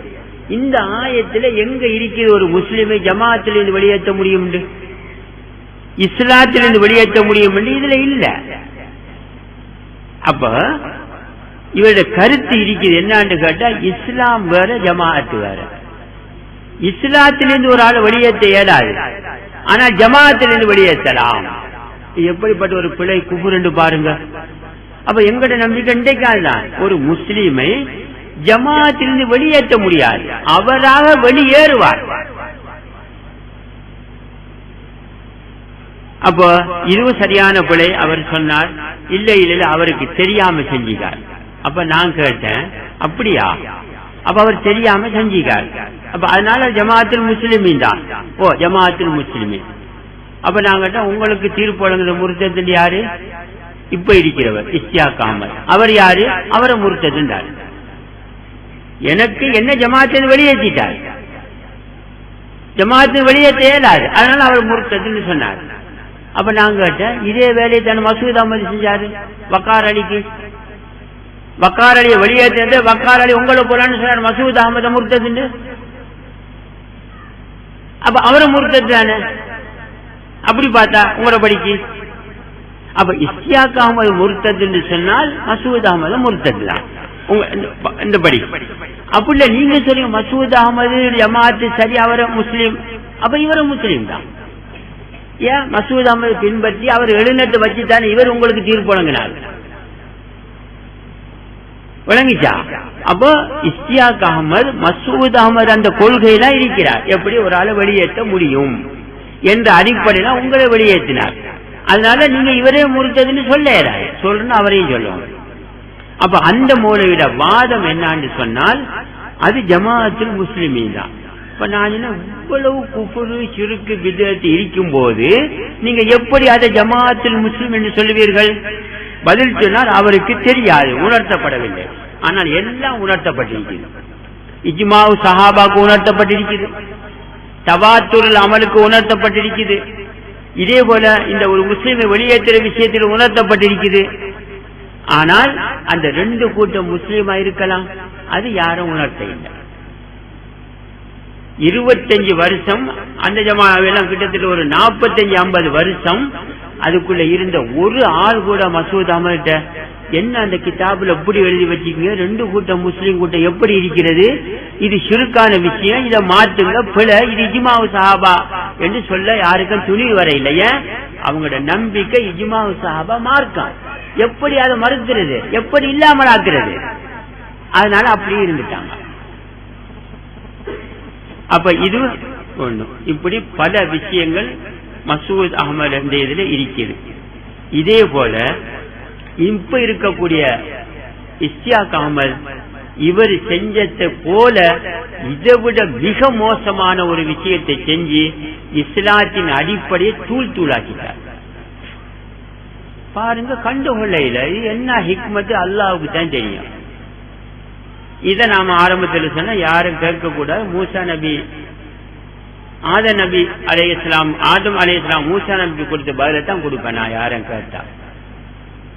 இப்ப இந்த தெளிவுபட்டு நாம சொல்றோம், மறைக்கிறா தொடர்ந்து நாங்க மறைச்சிருப்போம். தெளிவானதுக்கு போல நாங்க சொல்றோம். இங்க பாருங்க,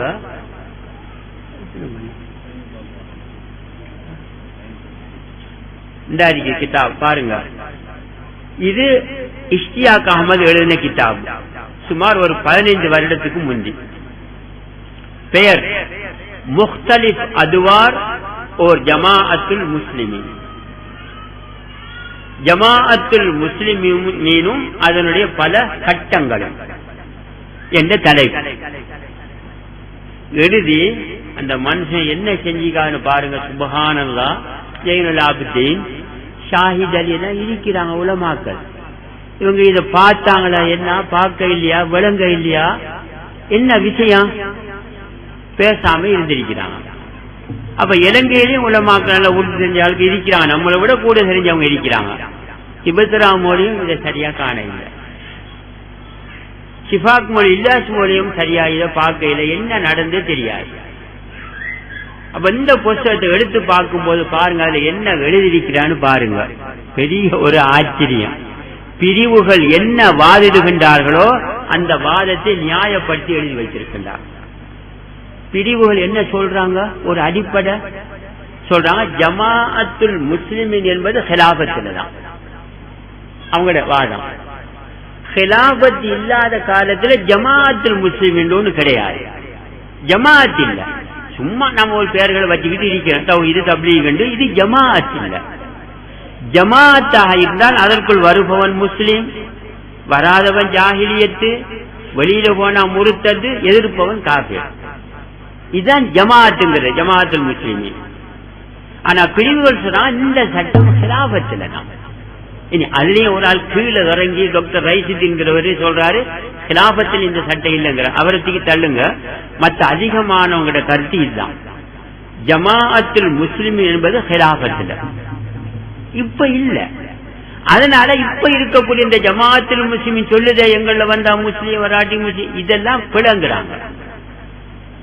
நாம சொல்றோம் இல்ல, ஹிலாபத்திலையும் ஜமாஅத்துல் முஸ்லிமின் இருக்கும், ஹிலாபத்து இல்லாத காலத்திலும் ஜமாஅத்துல் முஸ்லிமின் இருக்கும். அது சொர்க்கம் போற கூட்டம். என்ன ஆதாரம்? நாங்க சொல்றோம், ஹிலாபத்துல ஒரு பிரிவு தோன்றினால் ஹதீஸின் படி அந்த ஹலீஃபா அதை அழித்து விடுவார், இருக்காது. எப்ப பிரிவுகள் நயமா இருக்கா? ஹிலாபத் இல்லாத காலத்துல. இப்ப பாருங்க, ஹதீஸ்ல 73 கூட்டமா பிரியும், ஒண்ணு சொர்க்கம். இப்ப இருக்குதா? இல்ல, பல பிரிவு இருக்குது. ஏன்? ஹிலாபத்து இல்ல. அப்ப ஒரு கூட்டம் சொர்க்கம் வந்திருக்கு. அவ தெளிவா வழங்குது, ஹிலாபத்து இல்லாத காலத்தில் ஜமாத் இருக்கா, அல் ஜமாத் நபி ஸல்லல்லாஹு அலைஹி வஸல்லம், அது சொர்க்கம் போற கூட்டம். இன்னொரு இடத்துல ஜமாஅத்துல் முஸ்லிமீன் என்றும் சொன்னார்கள்.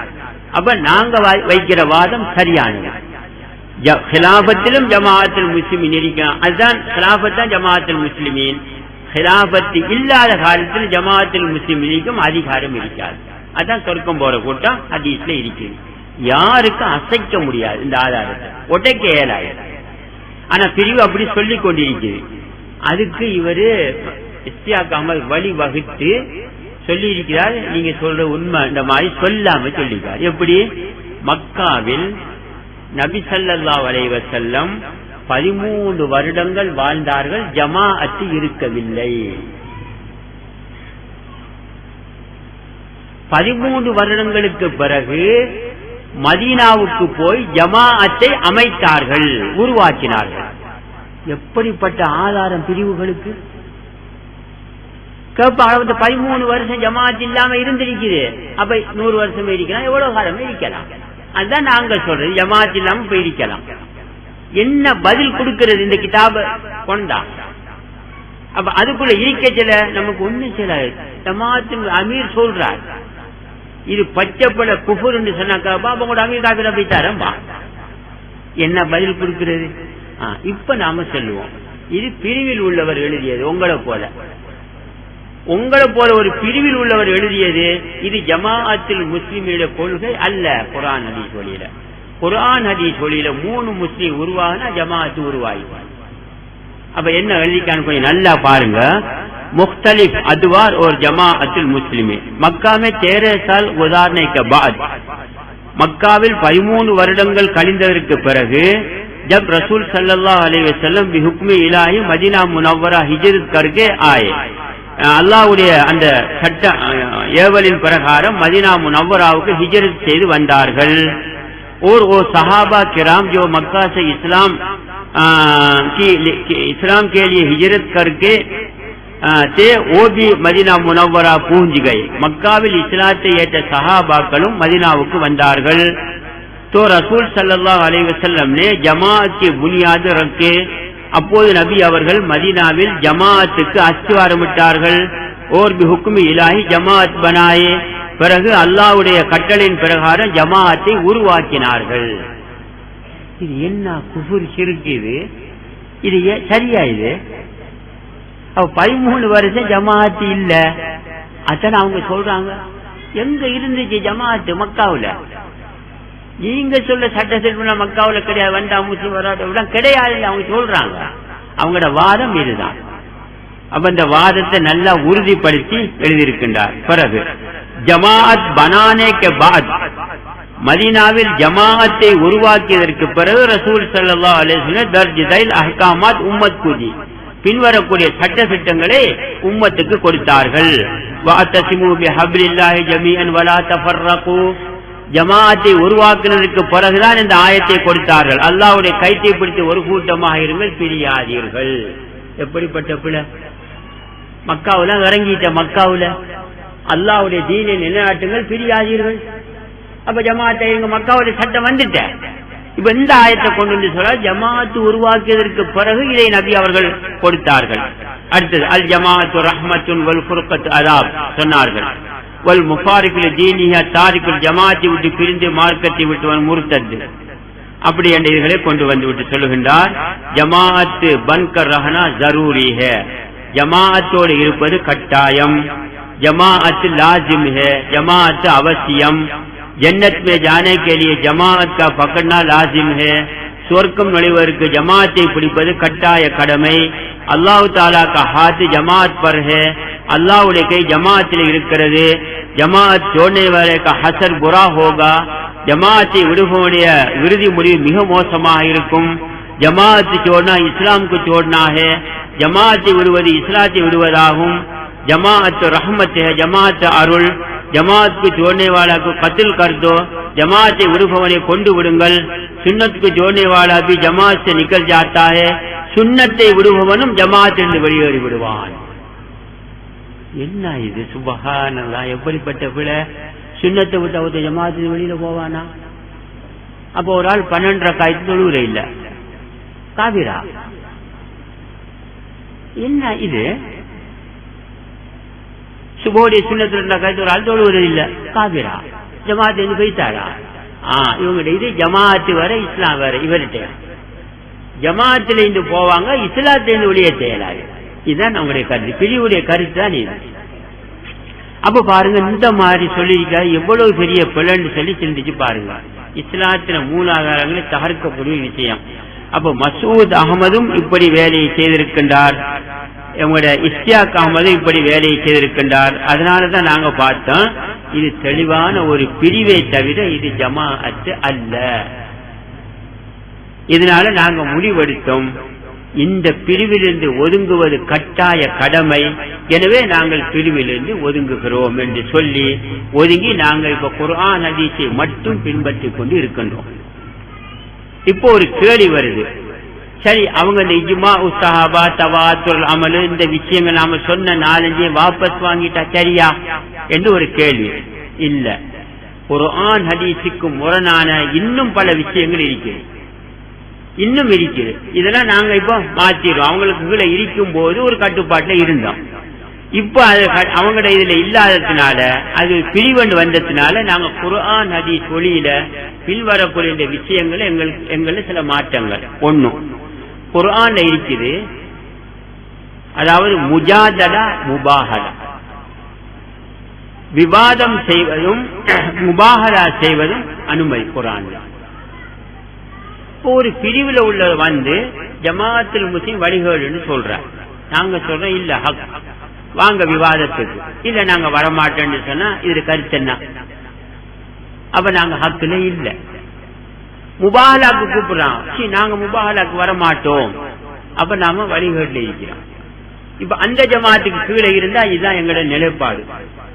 ஏன் இஸ்தியாக் அஹ்மத் அவர்கள முபாஹலாவும் செய்யக்கூடாது, விவாதமும் செய்யக்கூடாது, தடை. உங்களுக்கு தெரியும், 5 வருஷத்துக்கு முந்தி அர்ஹமுல் விவாதத்துக்கு கூப்பிட நேரத்தில் இவரோட நாம போக தேவையில்லைன்னு ஹிபத்துராமலையும் போட்டாச்சு.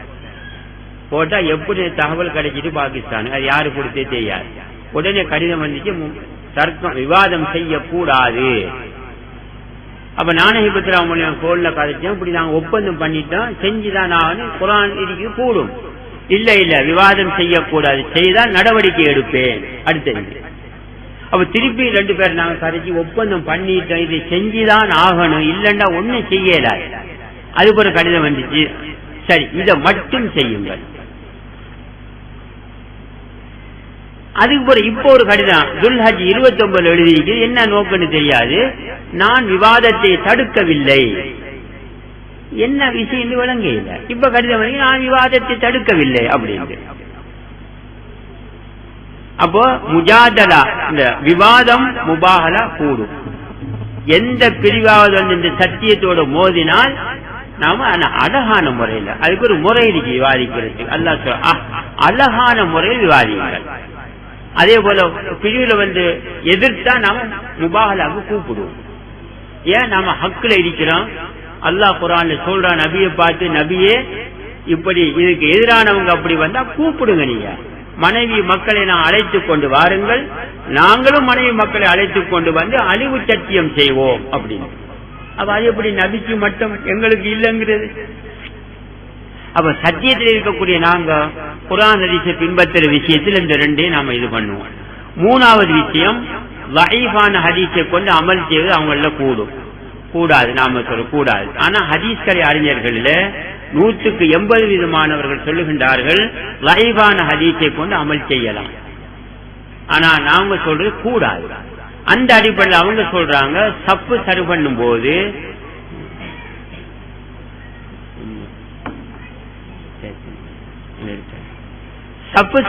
போது தடியை எடுத்து சப்பு செய்யணும்.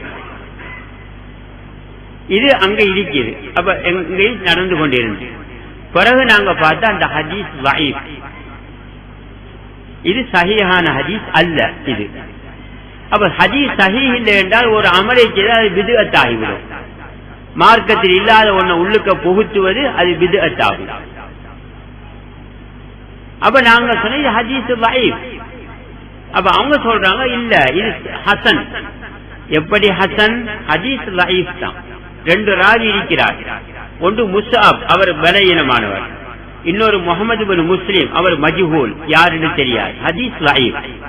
அப்ப அவங்க சொல்றாங்க இது ஹசனுடைய தரத்துக்கு நாம எடுக்கலாம். எப்படி?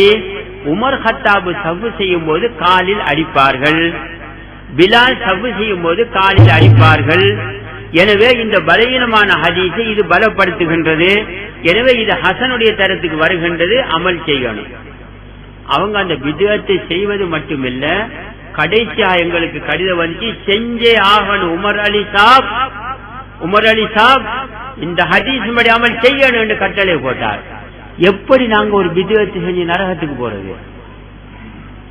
நாம சொன்ன செய்ய இயலாது. ஹதீஸ் லைஃப். அல்பானி சொல்றார் லைஃப், அர்னவுத் சொல்றார் லைஃப். அப்ப சஹீஹான ஹதீஸ் என்னன்னு சொன்னால் கையால் நபி அவர்கள் சஃப் செய்தார்கள், அதான் சஹீஹ். அப்ப நாங்க சஹீஹான ஹதீஸை கொண்டு அமல் செய்யணும், லைஃபான ஹதீஸை கொண்டு அமல் செய்யக்கூடாது.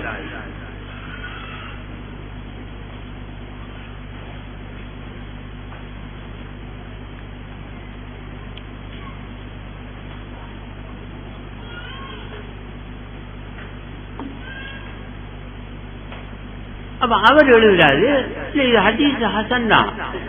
அப்ப நாம சொன்னோம் அந்த உமர் கத்தாபு அடித்தார்கள், பிலால் அடித்தார்கள் இருக்கிற அதுல தடி என்ற சொல் வரவே இல்லை. அப்ப எப்படி இந்த ஹதீஸ் ஹசன் இடத்துக்கு வரும்? தடி இல்லையே. என்னத்தால் அடிச்சாங்க யாருக்கு தெரியும்? ஒண்ணு. ரெண்டாவது அது குர்ஆன் ஹதீஸ்ல உமர் கத்தாப் பிலாலுடைய செயல், அது இஜ்மாவு சஹாபாவுக்குள்ள நுழையும், அதை எடுக்கிறது இல்லையே நாங்க. அப்ப அதை எடுக்க முடியாது. ஒண்ணு. அடுத்தது பூசரி இமாம் இந்த ஹதீஸை பதிவு செய்து விட்டு அமைதியாக இருந்து விட்டார், எனவே இதை எடுக்கலாம்.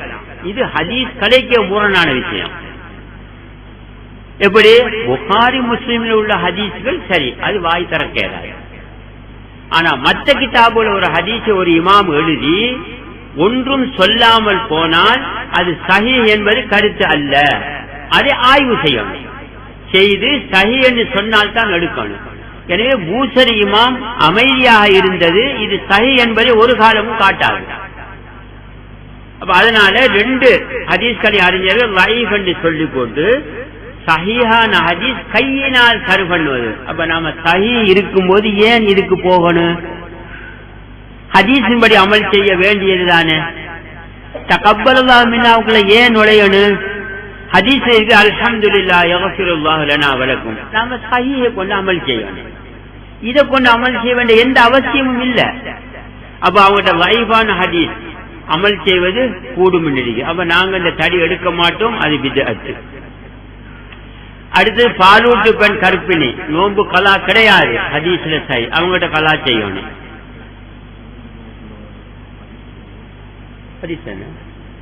ஒரு சவறு முசாபா செய்யும் போது அல்ஹம்துலில்லாஹ் யக்ஃபிருல்லாஹ் லனா வலக்கும், இது ஹதீஸ். ஹதீஸ்ல ஒரு முஸ்லிமை சந்திக்கும் போது நீங்கள் அல்லாஹ்வை புகழ்ந்து பாவ மன்னிப்பு கோரினால் பாவங்கள் அளிக்கப்படும். அப்ப அதுல இந்த கருத்து இந்த வாசகம் வர இல்லை, அது நான் பலமுறை சொல்லி. அப்ப இதுல ஒரு வாசகம் கொடுக்கப்பட்டீங்க, அல்ஹம்துலில்லாஹ் புகழ் வந்துட்டு அல்லாஹ்வுக்கு எல்லா புகழும், யக்ஃபிருல்லாஹு லனா வலக்கும் எங்களுடைய பாவத்தை உங்களுடைய பாவத்தை மன்னிப்பானா. அப்ப ரெண்டும் வந்து சரி. அப்ப எப்படி ஓதுறது? இப்படியும் ஓதலாம், எப்படியும் ஓதலாம். அரபு தெரிஞ்ச மௌலைமார்கள் இதை மாற்றியும் ஓதலாம் கூடும். எப்படி? இன்னல் ஹம்தலில்லாஹ் கஃபரல்லாஹு லனா வலக்கும், அதுவும் சரி. ஒருவர் லில்லாஹில் ஹம்த் அப்படி சொல்றார், லில்லாஹில் ஹம்த் குஃப்ரானுஹு லனா வலக்கும், அதுவும் சரி. எப்படியும் ஓதலாம். ஆனா அந்த ரெண்டும் வரணும், புகழும் இருக்கணும், மன்னிப்பும் இருக்கணும். அப்ப இது ஒரு இலகுவாக்காக வேண்டி இப்படி துவக்கப்பட்டிருக்கு கிதாபுல. அல்ஹம்துலில்லாஹ் யக்ஃபிருல்லாஹு லனா வலக்கும். பாமர மக்கள் அரபு சரியாக என்ன செய்வாங்க? அப்ப இப்படி ஓதுவாங்க. இப்படி ஓதுனா இதுவும் ஹதீஸ் தான், இதுல எந்த சிக்கலும் இல்லை. அடுத்தது பிறை. அவங்க சொல்றாங்க சர்வதேச பிறை பிழை, ஒவ்வொரு நாட்டுக்கும் ஒரு பிறை. அதனால பாகிஸ்தான்ல கராச்சியில ஒரு பெருநாள், ஹைதராபாத்ல அடுத்த நாள் பெருநாள், இந்த பிறை ஏற்க மாட்டாங்க. பஞ்சாப்ல ஹைதராபாத்ல பார்த்த பிறை ஏற்க மாட்டாங்க. அப்ப பெருநாள் வித்தியாசமா வரும், நோன்பு வித்தியாசமா வருது. அப்ப இவ்வளவு காலம் நாங்க இந்த விஷயத்தில் அவரோட கலைச்சி வந்து ஏற்றுக்கொள்கின்றார் இல்லை, சொல்றார் இல்லை, ஒரு நாட்டுக்கு ஒரு பிறைதான் சரி. அப்ப நாங்க சொன்ன இல்ல, சஹீஹான ஹதீஸின் படி என்ன இருக்குது? சூமு லிருயதி வ அஃப்திரு லிருயதி, பிறையை கண்டு நோன்பு பிடியுங்கள், பிறையை கண்டு நோன்பு விடுங்கள். ஹதீஸ்ல வருது ரெண்டு முஸ்லீம்கள் பிறை கண்டால் ஏற்றுக்கொள்ளுங்கள். அப்ப இந்த அடிப்படையில சவுதி அரேபியாவிலே ஜமாஅத்துல் முஸ்லிமில 2 பேர் பிறை கண்டால் இலங்கையில நாம் ஏற்றுக்கொண்டு ஒரே நாள் பெருநாள் ஒரே நாள் நோன்பு, இதுதான் சரி. அவங்க சொல்றாங்க இல்ல, ஒவ்வொரு நாட்டுக்கு ஒரு பிறை. அதுக்கு ஆதாரம் சிரியாவுக்கு ஒருவர் போனார் மதீனாவில் இருந்து, அங்கு முஆவியாவுடைய ஆட்சி, அவர்கள் பிறை கண்டார்கள். அந்த பிறையை மதீனாவில் இப்னு அப்பாஸ் ஏற்றுக்கொள்ளவில்லை, எனவே இதை எடுக்க முடியாதுங்கிறாங்க, சர்வதேச பிறை கிடையாதுங்கிறாங்க. அப்ப இப்னு அப்பாஸை ஆதாரமாக கொண்டு வராங்க. அப்ப அந்த ஹதீஸை அறிவிக்கிற அந்த செய்தியை அறிவிக்கிற குறைவே கேட்கிறாரு, ஏன் முஆவியா கண்டது உங்களுக்கு போதாதா? அப்ப வழங்குது அந்த குறைவுடைய கருத்தும் என்ன? சர்வதேச பிறைதான். இல்லாட்டி கேட்க மாட்டாங்க. கேட்டா அது போதாதா? சொன்னா இல்ல போதாது. அப்ப நபி இப்படித்தான் சொன்னார்கள் என்று சொல்லுங்கள். இதை வைத்துக் கொண்டு இவர்கள் இந்த ஊர் பிறை என்று சொல்பவர்கள் பிஜே இவங்களெல்லாம் இதை பிடித்துக் கொண்டு சொல்லுகின்றார்கள் சர்வதேச பிறை பிழை, இது சரி இல்ல. இங்க இப்னு அப்பாஸ் பிழையாக விளங்கி கொண்டார். இப்னு அப்பாஸ் இப்படி சில நேரங்களில் ஒரு பிழையான வழக்கத்தை கொடுப்பான் அப்படின்னு இருக்குது அவங்க இல்ல. நான் சொன்ன இஹ்ராம் விஷயத்தை இஹ்ராம் கட்டிக்கொண்டு திருமணம் முடித்தார்கள், சத்தியான பிழை, யாரும் ஏற்றுக்கொள்ளுது. அப்படி இவங்க சொன்னா இப்படித்தான் நபி எங்களுக்கு ஏவினார்கள். எப்படி ஏவினார்கள்? அப்ப அவங்களோட படிக்க ஒவ்வொரு ஊருக்கும் ஒரு பிறை காட்டுங்க ஹதீஸ. நபி சொன்னது குல்லி பலதின் ஹிலால் காட்டுங்க, ருயத்துன் காட்டுங்க பாப்பா, எங்க இருக்குது? நாங்க சொல்றதுக்கு ஆதாரம் என்ன? 2 முஸ்லீம் கண்டால் ஏற்றுக்கொள்ளுங்கள், பிறையை கண்டு நோன்பு விடுங்கள், பிறையை கண்டு நோன்பு விடுங்கள். அப்ப தெளிவா இருக்குது. அதனால இந்த பிறையை நாம ஏற்றுக்கொள்றதில்லை, சர்வதேச பிறை. அமெரிக்காவில் ஒரு ஆள் கண்டு இலங்கைக்கு அறிவிக்கிறார், நாம ஏற்றுக்கொள்வோம், அதுதான் சரியான விஷயம். அதுக்கு கீழே இருந்தா இதெல்லாம் அமல் செய்ய இயலாது, நிறைய ஹராம் வருவது எங்களுக்கு. கேள்வியா? இல்லை, 2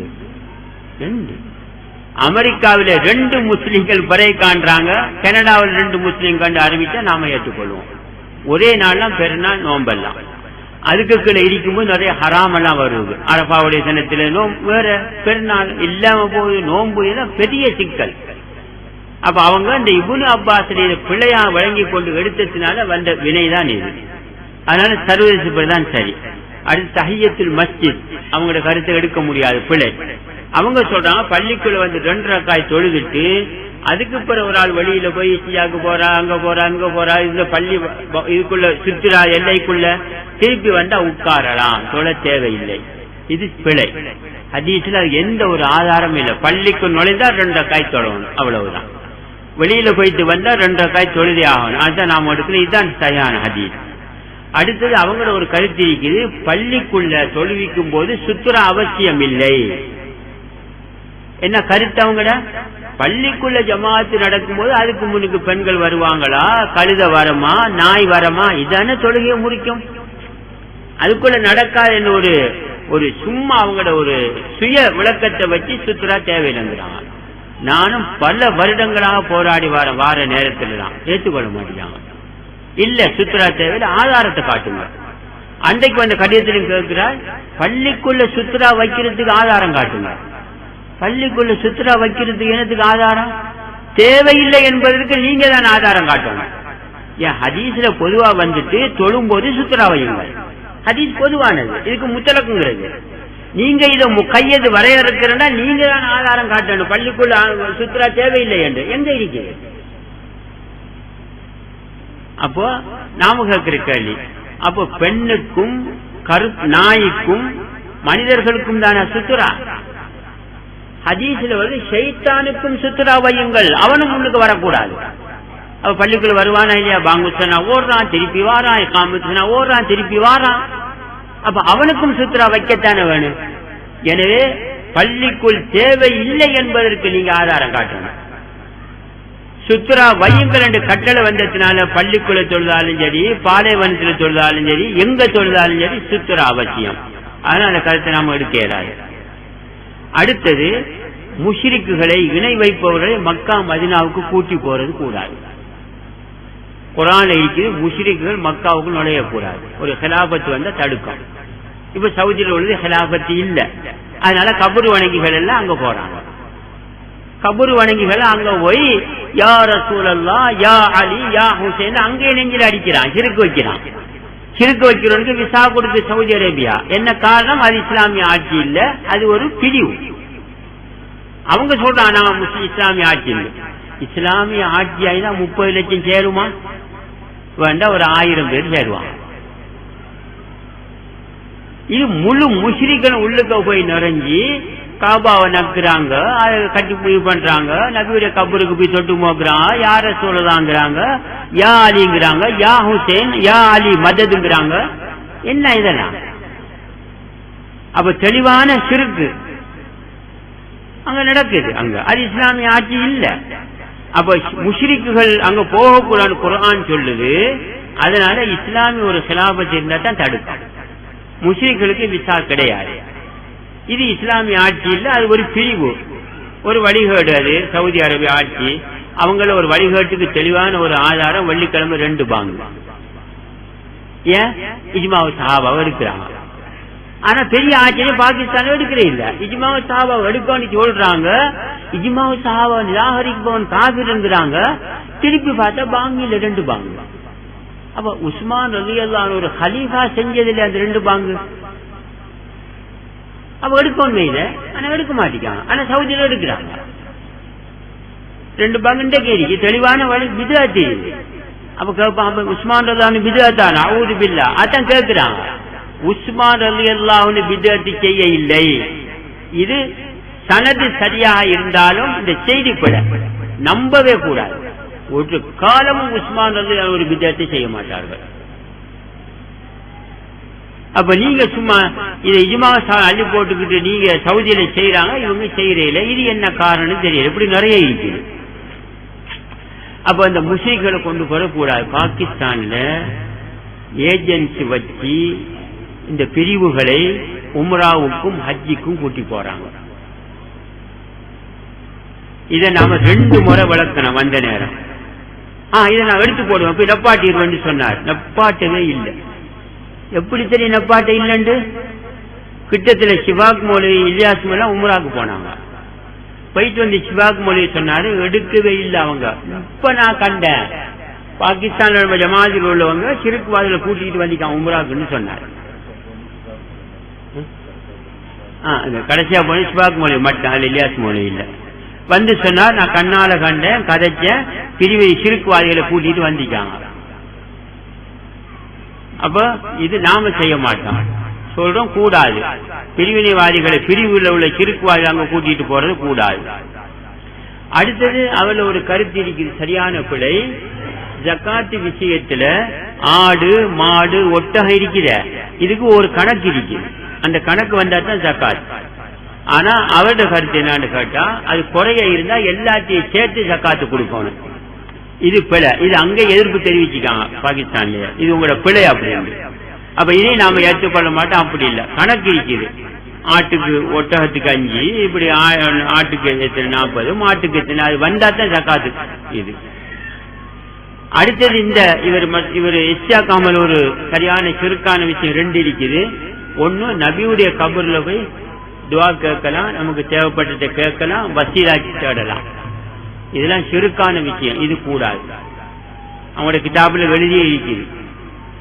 ஒரு சம்பவத்தையும் கொண்டு வராங்க அவங்களோட கிதாபுல. என்னன்னு கேட்டா, உமர் கத்தாபுடைய ஆட்சி காலத்துல சரியான பஞ்சம், மழை இல்லை. ஒரு ஆள் போய் நபியுடைய கபூர்ல யார சொல்லலாம் மழை பெய்ய வைங்க கேட்டுட்டு படுத்துட்டார். கனவுல அவருக்கு சொல்லப்படுது மழை பெய்யும். உமர் கத்தாபுக்கு போய் சலாம் சொல்லுங்க, சொல்லிட்டு சொல்லுங்க இந்த ஜமாத்தை கொஞ்சம் நல்லா கொண்டு போய் சொல்லி. இதை நம்புறாங்க, கொண்டு எழுதி வச்சுக்காங்க. இது என்ன நோக்கம்? அப்ப நபியுடைய கபூர்ல போய் இப்படி கேட்கலாம், இது சிறுக்கா இல்லையா? மரணித்தவருடைய கபர்ல போய் எதையும் கேட்கலாமா? வசீலா செய்யலாமா? அவங்களுடைய பொருட்டாள் கேட்கலாமா? இப்படி அந்த சிறுக்கள், இது இஸ்லாத்துல கூடாது. மரணித்தவர்கள் அவங்களோட ஒரு கருத்துக்கு நபி மௌத்தாக இல்லைன்னு குர்ஆன்ல இன்னக மையத்துன் ஃபஇன்னஹு மையத்துன், நபியே நீங்களும் மரணிப்பீர்கள், அவர்களும் மரணிப்பார்கள். ஆனால் நபி மீது சலவாத்து சொல்லும் போது அவங்களுக்கு உயிரை அல்லாஹு தஆலா கொடுத்து அந்த சலவாத்தை எட்டி வைக்கிறான், அவ்வளவுதான். மற்ற நேரத்தில் நாம யார சொல்றதா எனக்கு மழை பெய்ய வைங்க, எனக்கு குழந்தை தாங்க, நோயை குணமாக்கன்னு அவங்களுக்கு தெரியாது. இப்படிப்பட்ட ஒரு சிறுக்கு அவங்கள இருக்கு. ஆனா நாங்க இத வாபஸ் வாங்கிட்டு சொல்றாங்க, எழுதியிருக்கிறாங்க, அதுலயே வழங்குது வாபஸ் வாங்க இல்லைன்னு. வெறுமனே கிதாபுல இருந்து வாபஸ் வாங்குவோம், எழுத்துல இருந்து உள்ளத்துல சொல்றாங்க. எல்லாரும் குழம்பி இருக்கிறாங்க, அவங்களை சீர்படுத்துவதற்காக நாம் இதை வாபஸ் வாங்குகின்றேன். அப்ப நம்பிக்கையில இருக்குது, இது சிறுக்கான விஷயம். அடுத்தது தயமும் செய்வதற்கு பிஸ்மி சொல்லணும். இது 15 வருஷத்துக்கு முந்தி நாங்க ஆதாரம் அகமதுல இருக்குது. அப்ப தாங்க இதுவரைக்கும் இல்லை. அப்ப நாங்க தயமம் செய்யும் போது பிஸ்மி சொன்னா அது பித்அத், பிஸ்மி வர இல்லை, இது வரைக்கும் ஆதாரம் இல்லை. அது என்னத்துக்கு சொன்னா அல்லாஹு அலம். அடுத்தது நாம சொல்றோம், ஒரு ஆள் பையத்தை செய்தால் இலந்தையில போட்டு குளிக்கணும். அவங்க சொல்றாங்க இலந்தையில தேவையில்லை. அது யாருக்குன்னா வேற மதத்தில் உள்ளவர்களுக்கு தான், அது பிரிவுகளுக்கு தேவையில்லை. அப்படி தெளிவா நம்மகிட்ட சொன்னது. அடுத்தது பாகிஸ்தான் ஒரு கேள்வி காட்டாம பிரிவுல நூல் கட்டுறது கூடுமா? அப்ப என்ன சொல்லணும்? நூல் கட்டுறது கூடாது, நூல் கட்டுறது கூடாது, சிறுக்குன்னு சொல்லணும். ஆனா ஒரு சஹாபி கட்டினார்கள் என்று சொல்லிட்டா, இது அங்க பெரிய ஒரு சர்ச்சையை கிளப்பி. கேட்டா என்னன்னா, ஒரு சஹாபி கண்ணூர் பட ஓதுற துவாவை எழுதி அவங்கள பிள்ளைக்கு தொங்க விட்டார்கள் எழுதியிருக்கிறார். இதை கொண்டிருக்கிறாங்க. அப்ப அங்க நோக்கம் என்ன? அப்ப இஜ்மாஉ சஹாபாவை எடுப்பது கூடும் என்று வந்தா இதையும் எடுக்கலாமே. சஹாபி செஞ்சது யாரும் மறுக்க இல்லையே. ஹதீஸ்ல இருக்குது தாயத்தை தொங்க விடுவது ஷிர்க். இது தாயத்தில்ல, இது வந்துகிட்டு அந்த கண்ணூர் படுவதற்கு ஓதக்கூடிய துவாவை கட்டி விட்டார்கள் பிள்ளைக்கு வருவது. அப்ப இஜ்மாஉ சஹாபா கூடும், அப்ப இதுவும் கூடல, நீங்க எடுக்கணும்.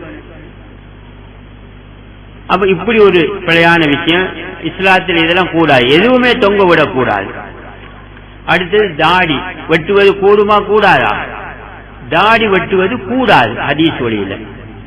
ஹதீஸ்ல தாடியை விடுங்கள், அடர்த்தியாக வளங்கள் என்று வந்திருக்கு. யூத கிறிஸ்துவர்களுக்கு மாறு செய்யுங்கள். ஆனா அவருடைய கருத்து தாடி வெட்டலாம். ஆதாரம் ஒண்ணு கொண்டு வர நபி ஸல்லல்லாஹு அலைஹி வஸல்லம் அகலத்திலும் நீளத்திலும் எடுத்தார்கள். அப்ப நான் சொன்னேன் இது அல்பானி விட்டுக்கட்டப்பட்ட ஹதீஸ் என்று சொல்றார். இவர் சொன்னா இல்ல இல்ல இது ஹசனுடைய தரத்துல இருக்குது. அப்ப திருப்பி வந்த நேரத்தில் நான் கேட்டேன், சரி நீங்க சொல்லபடி ஹசன் என்று இதை வைத்துக் கொள்வோம். வைத்துக் கொண்டாலும் என்ன அடிப்படை என்ன, நபியுடைய ஒரு சொல்லும் செயலும் மோதினால் செயல் முந்தியது, செயல் சொல் தான் பிந்தியது, அதைத்தான் நாங்க எடுக்கணும். அப்ப இது முந்தி அவங்க வெட்டி இருக்கலாம் ஹசன் வச்சால் கூட. ஆனா இப்ப என்ன சட்டம், விடுங்கள், அடர்த்தியாக வளருங்கள், யூத கிறிஸ்தவர்களுக்கு மாறு செய்யுங்கள். உடனே சொன்னார், அப்ப சிபாக்கனடா ஆப்னே டீக் கஹா, நீங்க சொன்னது சரி. அப்ப நான் அப்ப சரி அல்ஹம்துலில்லாஹ் திருந்திட்டார், தாடி வெட்ட தேவையில்லை, கூடாது. இப்ப அடிச்சு சொல்லுவோம் எல்லாருக்கும். அவர் சொல்ல போய்தான் கொஞ்சம் பேர் தாடியில கை வச்சது இலங்கையில, கூடும் என்று சொல்ல போய். அப்ப எனக்கு நல்ல உறுதி வந்துட்டு அல்ஹம்துலில்லாஹ் இப்ப அடிச்சு சொல்லுவோம். ஒரு கிழமை போவையில அடுத்த செய்தி வருது, எனக்கு தாடி வெட்டலாம். மன்னாருக்கு போனது, மன்னார்ல போய் இருக்கும் போது எங்களுக்கு எங்களோட பானகம் ஒரு சகோதரிக்கா நெய்நாண்டு நல்ல நீண்ட தாடி அவளுக்கு. அவரு காட்டிக்காரு தாடி வெட்டு கூடுமா சொல்லிக்காரு, இல்ல வெட்டலாம். நபி எடுத்திருக்கிறாங்க. இப்னு உமர் மக்கா உம்ராக்கு போனா எடுப்பார்கள் ஒரு குடிக்கு மேல உள்ளதுன்னு சொல்லி, இப்படி முன்னுக்கு பின் முரணான ஃபத்வா. அதனால அவர் சொன்னதெல்லாம் பிழ. குர்ஆன் ஹதீஸ் ஒளியில தாடியில கை வைக்க கூடாது, வைக்க இயலாது. அது ஒரு விஷயம். அடுத்து யாசீன், மரண தருவாயில் இருப்பவர்களுக்கு யாசீன் ஓதலாம் என்று சொல்லியிருக்கிறது. அதுவும் பல ஹதீஸ் லைஃப், இக்ரஉ யாசீன் அலா மௌத்தாக்கும், மரண தருவாயில் இருப்பவர்களுக்கு யாசீன் ஓதுங்கள் என்று வந்திருக்கிறது. இது ஹதீஸ் சஹீஹ் இல்ல. ஆனா தாபீன்கள் யாசீன் ஓதுனாலும் வருது. அதை கொண்டு இந்த இதை ஹசனுடைய தரத்துக்கு கொண்டு வர முடியாது. சஹாபாக்களுடைய செயலியை எடுக்கக்கூடாதுன்னு சொல்லும் போது தாபீன்களுடைய சொல்ல எப்படி எடுப்பது? அவ தாபீன்கள் ஓதினாங்க, அது மார்க்கம் இல்லை. அதனால யாசீன் மௌத்துக்கு பிறகும் கூடாது, சக்கராத்து ஹாலத்தில் இருக்கும் போது ஓதுவதும் கூடாது என்பதால் குர்ஆனை சொல்லி நாம அதை ஏற்றிருக்கிறேன். இப்போ அடுத்தது பைத்துல் ஹலாவுக்கு ஒருவர் போயிட்டு வெளியேறும் போது அல்ஹம்துலில்லாஹ் என்று சொல்லணும் என்று எழுதிக்க. அவர் துவா புஸ்தகம் புதுசுல அல்ஹம்துலில்லாஹ். ஆனா என்ன வண்டிக்கு சஹீஹான ஹதீஸில் குஃப்ரானக, அவ்வளவுதான். யா அல்லாஹ் உன்னிடத்தில் மன்னிப்பு கோருகின்றேன். இவர் சொல்றார் அல்ஹம்துலில்லாஹ் ஓதலாம். இதை எடுத்து பார்த்தா ஹதீஸ்களை அறிஞர் எழுதுறாங்க, இதுல 2 ராவி இருக்கிறாங்க, 2 பேரும் பலகீனமானவர்கள். அடுத்த இது அந்த அறிவிப்பாளர் தொடர் அறுபட்டிருக்குது. எனவே இது அமல் செய்யலாது, செய்தால் பித்அத், அல்ஹம்துலில்லாஹ் சொல்ல இயலாது. அடுத்தது ஒருவர் தூங்குகின்ற நேரத்திலே ஒருவருக்கு இஸ்கலிதமாகிவிட்டது, அதுக்கு ஒரு துவா எழுதி வைத்திருக்கிறார் துவா புஸ்தகத்துல. அதை பற்றி அவர் சொல்றார் இது அமல் செய்யலாம். என்றால் சக்கத்த அலையில் பூசரி, இமாம் பூசரி இந்த ஹதீஸை எழுதிவிட்டு அமைதியாக இருந்திருக்கிறார். நான் ஏற்கனவே சொல்லிட்டேன், இது ஆதாரம் இல்லை, இது சஹீஹ் என்று யாரும் சொல்லவில்லை. இதை பார்க்கணும், இவருடைய கூற்றை வைத்து அமல் செய்வது இதெல்லாம் பித்அத்துல உண்டாகும். இப்படி பல விஷயங்கள்ல நாங்கள் திருத்தங்கள் நாம செஞ்சிருக்கிறோம். இந்த விஷயங்களை நாம எப்படியுமே எடுக்க இயலாது. இப்படி இன்னும் பல இதுகள் இருக்குது. இதே போல அந்த ஹுக்மன் மறுப்பு எடுப்பதாக இருந்தால் இன்னும் நிறைய விஷயங்கள் இருக்குது. இதுக்கு என்ன செய்ய போறீங்க என்று கேள்வி வரும். அது தனியே நாம ஒரு நாளைக்கு தொகுத்து சொல்லுவோம். அப்போ இதுல சுருக்கமான விளக்கம் இதுதான். மசூத் அகமது கொண்டு வந்த அந்த ஜமாஅத்து ஆரம்பித்தது சரியாக இருந்தாலும் இடையில நான் சொன்ன இவ்வளவு சுருக்கு பித்அத்துகள் பூந்திருக்கிறது. இஸ்லாத்தின் அடிப்படைகளை தகர்க்கக்கூடிய விஷயங்களை எழுதி வைத்திருக்கின்றார். அதுக்கு பிறகு வந்த இவர் இஸ்ஹாக் அஹ்மது இப்படி நிறைய வேலையை செய்திருக்கின்றார். நிறைய மசாயில்கள் குர்ஆன் ஹதீஸுக்கு முரணாக இருக்கின்றது. இதெல்லாம் நாங்கள் மாற்றணும். இந்த அடிப்படையில் தான் நாங்கள் அதை ஒரு பிரிவாக நினைத்து, அது ஜமாஅத்தில் முஸ்லிமீனாக இருந்தால் எக்காரணம் கொண்டும் எங்களுக்கு அதிலிருந்து பிரிய முடியாது, அமீரை மாற்றணும். ஆனால் நாங்க பார்த்தோம் குர்ஆன் ஹதீஸ் வழியில அது ஜமாஅத்துல் முஸ்லிமீன் அல்ல, அதுவும் ஒரு பிரிவு. எனவே அல்லாஹ்வுடைய வஹி வந்திருக்கின்றது, பிரிவை விட்டு ஒதுங்குங்கள் என்று நாங்கள் ஒதுங்கிவிட்டோம். இப்ப நாங்க இலங்கையில இந்த அடிப்படையில் நாங்க குர்ஆன் ஹதீஸ் மட்டும் மார்க்கமாக கொண்டு நாங்க நடக்கணும், அமல் செய்யணும், நாங்க தாவத்து செய்யணும். இதுதான் அடிப்படை. இப்ப இவ்வளவு பிரச்சனை வந்ததுக்கு பிறகு பாருங்க, இன்றைக்கு ஒரு தகவல் வந்திருக்குது, பெரிய ஒரு ஆச்சரியம். அப்ப 7 வருஷம் போராடணும், இந்த பிள்ளைகளை திருத்துங்க, ஏற்றுக்கொள்ள இல்லை. பிறகு 3 மாசம் தவணை போட்டு இன்னும் ஒரு கொஞ்சம் கதை கொண்டு 1.5 மாசமா நாங்க கதைச்சோம், ஏற்றுக்கொள்ள இல்லை. கடைசி கடிதம் வந்துச்சு, நான் சொல்றதை செய்யணும், நான் சொல்றத நீங்க முதலாவது ஏற்று சொன்னால்தான் மக்கள் ஏற்றுக்கொள்வார். எல்லாம் கடிதம் இருக்கு உறுதியில், அப்படி தேவைப்பட்டவங்களுக்கு நாம கொடுப்போம் காப்பி பண்ணி. என்ன கடி எடுத்தே ஆகணும், இஜ்மா சஹாபா இது மார்க்கத்தில் உள்ளது என்று கடைசியில நமக்கு ஏவி கட்டளை வந்ததுக்கு பிறகுதான் அப்ப நாம பார்த்தா இனி சரி வராது அப்படின்னா நாங்க அதை விட்டு ஒதுங்கிட்டோம். ஒதுங்கினத்துக்கு பிறகு அப்ப நான் என்ன செஞ்சேன், இதுக்கு கூட்டம் சனிக்கிழமை எல்லாரும் வரப்போறாங்க, அமீர்மார்கள் உலமாக்கள் எல்லாம் அப்படின்னு ஒரு தகவல் கொடுத்தேன். நீங்க உடனடியாக இலங்கைக்கு வரணும், அப்படி ஒரு தகவல் தந்தா நாம இந்த கூட்டத்தை நப்பாட்டையலாம். அப்படி இல்லை அவசரமா ஒரு கடிதம் எழுதுங்க, இந்த விஷயங்கள் எல்லாம் நாங்க எடுத்துருவோம், கிதாபுல இருந்து நம்பிக்கையிலிருந்து எடுத்துருவோம் அப்படின்னு நீங்க ஒரு கடிதம் அனுப்புங்க, இது நெட்டிலையும் போடுங்க அப்படின்னு. ஏற்றுக்கொள்ள இல்லை. அப்ப கடைசி முயற்சியும் அவர் ஏற்றுக்கொள்ள இல்லை. அப்ப வாங்கன்னு சொன்னதுக்கு இப்ப எனக்கு வர இயலாது, தர்பியா இருக்குது, ஜனவரியிலான என்ன என்று பார்க்கலாம். அதுக்கு பிறகு 1 மாசத்துல, அதுக்கு பிறகு 1 கிழமையில வரல, ஒன்னும் நடக்க இல்லை. எல்லாம் முடிஞ்சு இப்ப ஒரு தகவல் நேரடியா நான் பார்த்தேன், வாட்ஸ்அப்ல வந்திருக்கு, ஒரு சகோதரர் எடுத்து காட்டினாங்க, அரபுல இருக்குது. இது என்ன நோக்கத்தில் செஞ்சாங்களோ தெரியாது. அவருடைய மகன் சுஃபியான், அவருக்கும் ஜெயினுல் ஆப்தீன் மௌலிக்கு இடையில ஒரு சின்ன உரையாடல். அது என்ன, ஜெயினுல் ஆப்தீன் கேட்கிறாரு இவருடைய மகன் சுஃபியான், இஸ்லாத்தின் மூலாதாரம் என்ன அரபுல, மா மஅகதுல் கானூன் அல் இஸ்லாம் கேட்கிறார். அவர் சொல்றார் குர்ஆன் ஹதீஸ். அதுக்கு பிறகு இஜ்மாஉ சஹாபாவை பற்றி என்ன சொல்லுகிறீர்கள் மகன், இஜ்மாஉ சஹாபாவை நாங்கள் ஏற்றுக்கொள்ள மாட்டோம். அதுக்கு பிறகு அவர் கேட்கிறார்.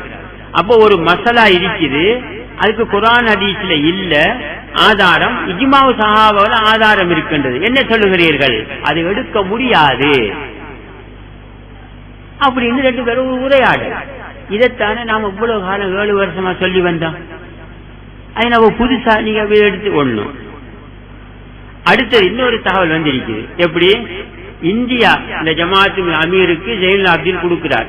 எப்படின்னா இந்தியா அமீர் அவர்களுக்கு சலாம் சொல்லி, இஜ்மாஉ சஹாபா மார்க்கமா என்று நீங்கள் கேள்வி கேட்டிருந்தீர்கள்.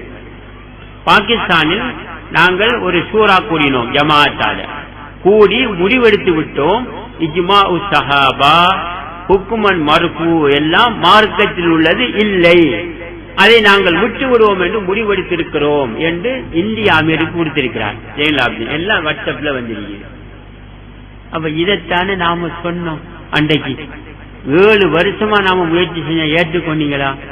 இப்ப ஜமாத் இதானத்துக்கு போற, இப்ப நீங்க இதை சொல்லி என்ன பிரயோஜனம்?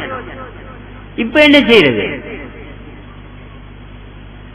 இது இன்னும் உத்தியோகபூர்வமா எனக்கு வர இல்லை, அங்க இருந்து எனக்கு உத்தியோகபூர்வமா வர இல்லை, வாட்ஸ்அப்ல அப்படி நடந்திருக்கு. இன்னொன்னு வந்திருக்குது, கேட்கிறார் லுக்மான் சகோதரர்கிட்ட ஜெயினுல் ஆப்தீன், இப்படி இந்த தகவலை உமர் அலி சாபுக்கு கொடுத்து விட்டீர்களா என்று ஒரு தகவல் வந்திருக்கு. அதை நான் கேட்டேன் உருதுல, இதை எனக்கு கொடுத்துட்டீங்களா அந்த விஷயத்தை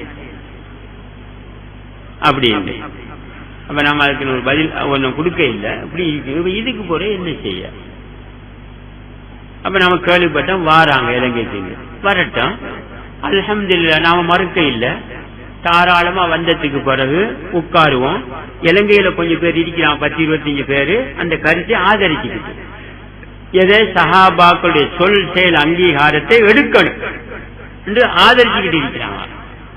அதுல இன்னும் கொஞ்சம் பேர் இருக்கிறாங்க, இல்ல இல்ல குர்ஆன் ஹதீஸா மார்க்கம் இருந்தாலும் அவர் வந்ததுக்கு பிறகு உட்கார்ந்து நீங்க 2 பேரை கதைச்சாதான் எங்களுக்கு விளங்கும் அப்படின்னு. சரி பிரச்சனை இருக்கட்டும், நம்ம பையத்து செய்து எப்படிதான் கதைச்சா பையத்து எடுத்தோம்.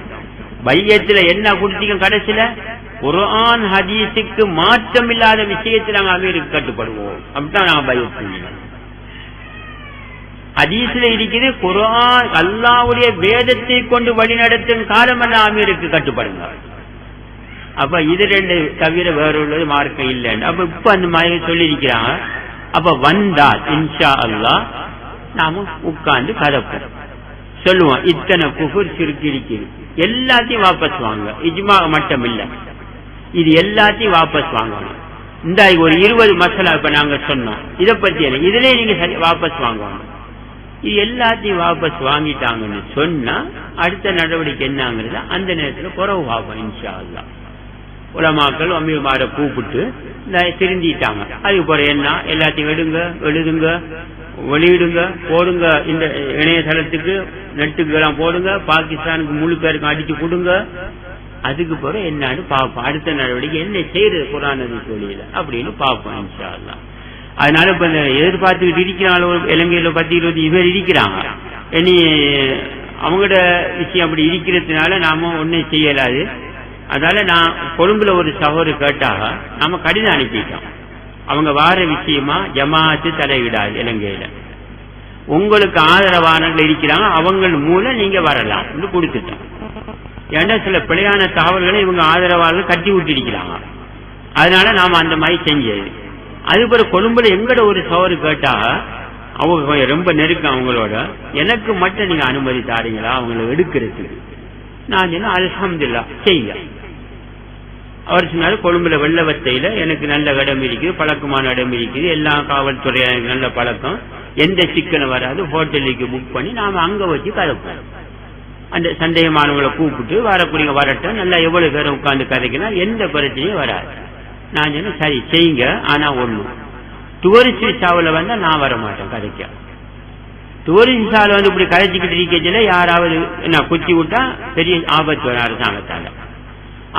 தாவத்துக்கு ஒரு தனி விசா இருக்கு, அதை எடுத்துக்கிட்டு வர சொல்லுங்க கதைப்போம் அப்படின்னு சொல்லி நாம எதையும் மறுக்க கூடாது. எங்களை ஒரு பிழை வந்துடக்கூடாது.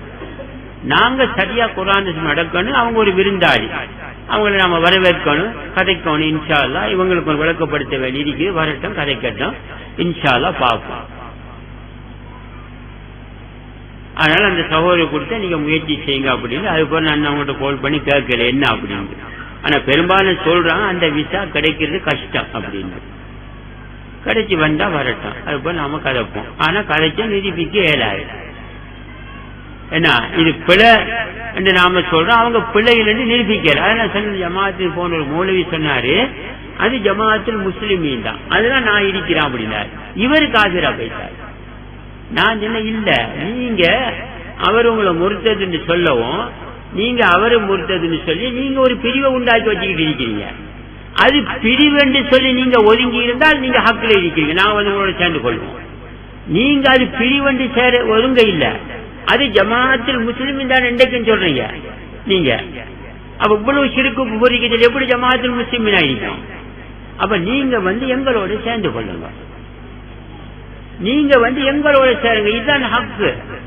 நாங்க தான் அது பிரிவென்று ஒதுங்கி இருக்கின்றோம், நீங்க பிரிவென்று ஒதுங்க இல்ல. உங்களை முறுத்ததுன்னு சொன்னதுக்கு அவரை முறுத்ததுன்னு சொல்லிவிட்டு நீங்க ஒதுங்கி இருக்கீங்க.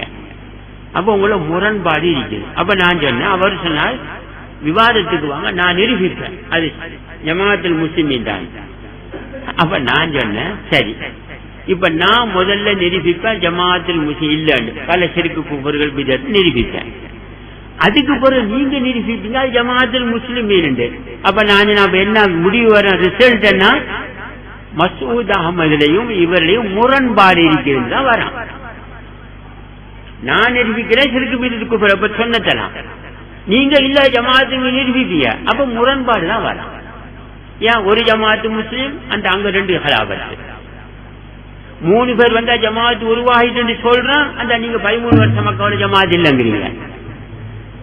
குர்ஆன் ஹதீஸ மார்க்கங்கிறீங்க, மறுபடியும் திருப்பி தவாத்துர் அமல் மார்க்கங்கிறீங்க. இஜ்மா சஹாபா குர்ஆன் ஹதீஸ மார்க்கம், இஜ்மா சஹாபா ஹாரிபன் காஃபிர்ங்க, மறுபடியும் திருப்பி தௌஹீத்வாதிக்கு மறுப்பு தெரிவிக்கும் போது அவன் இஜ்மா சஹாபா பின்பற்றுறான்னு சொல்றீங்க.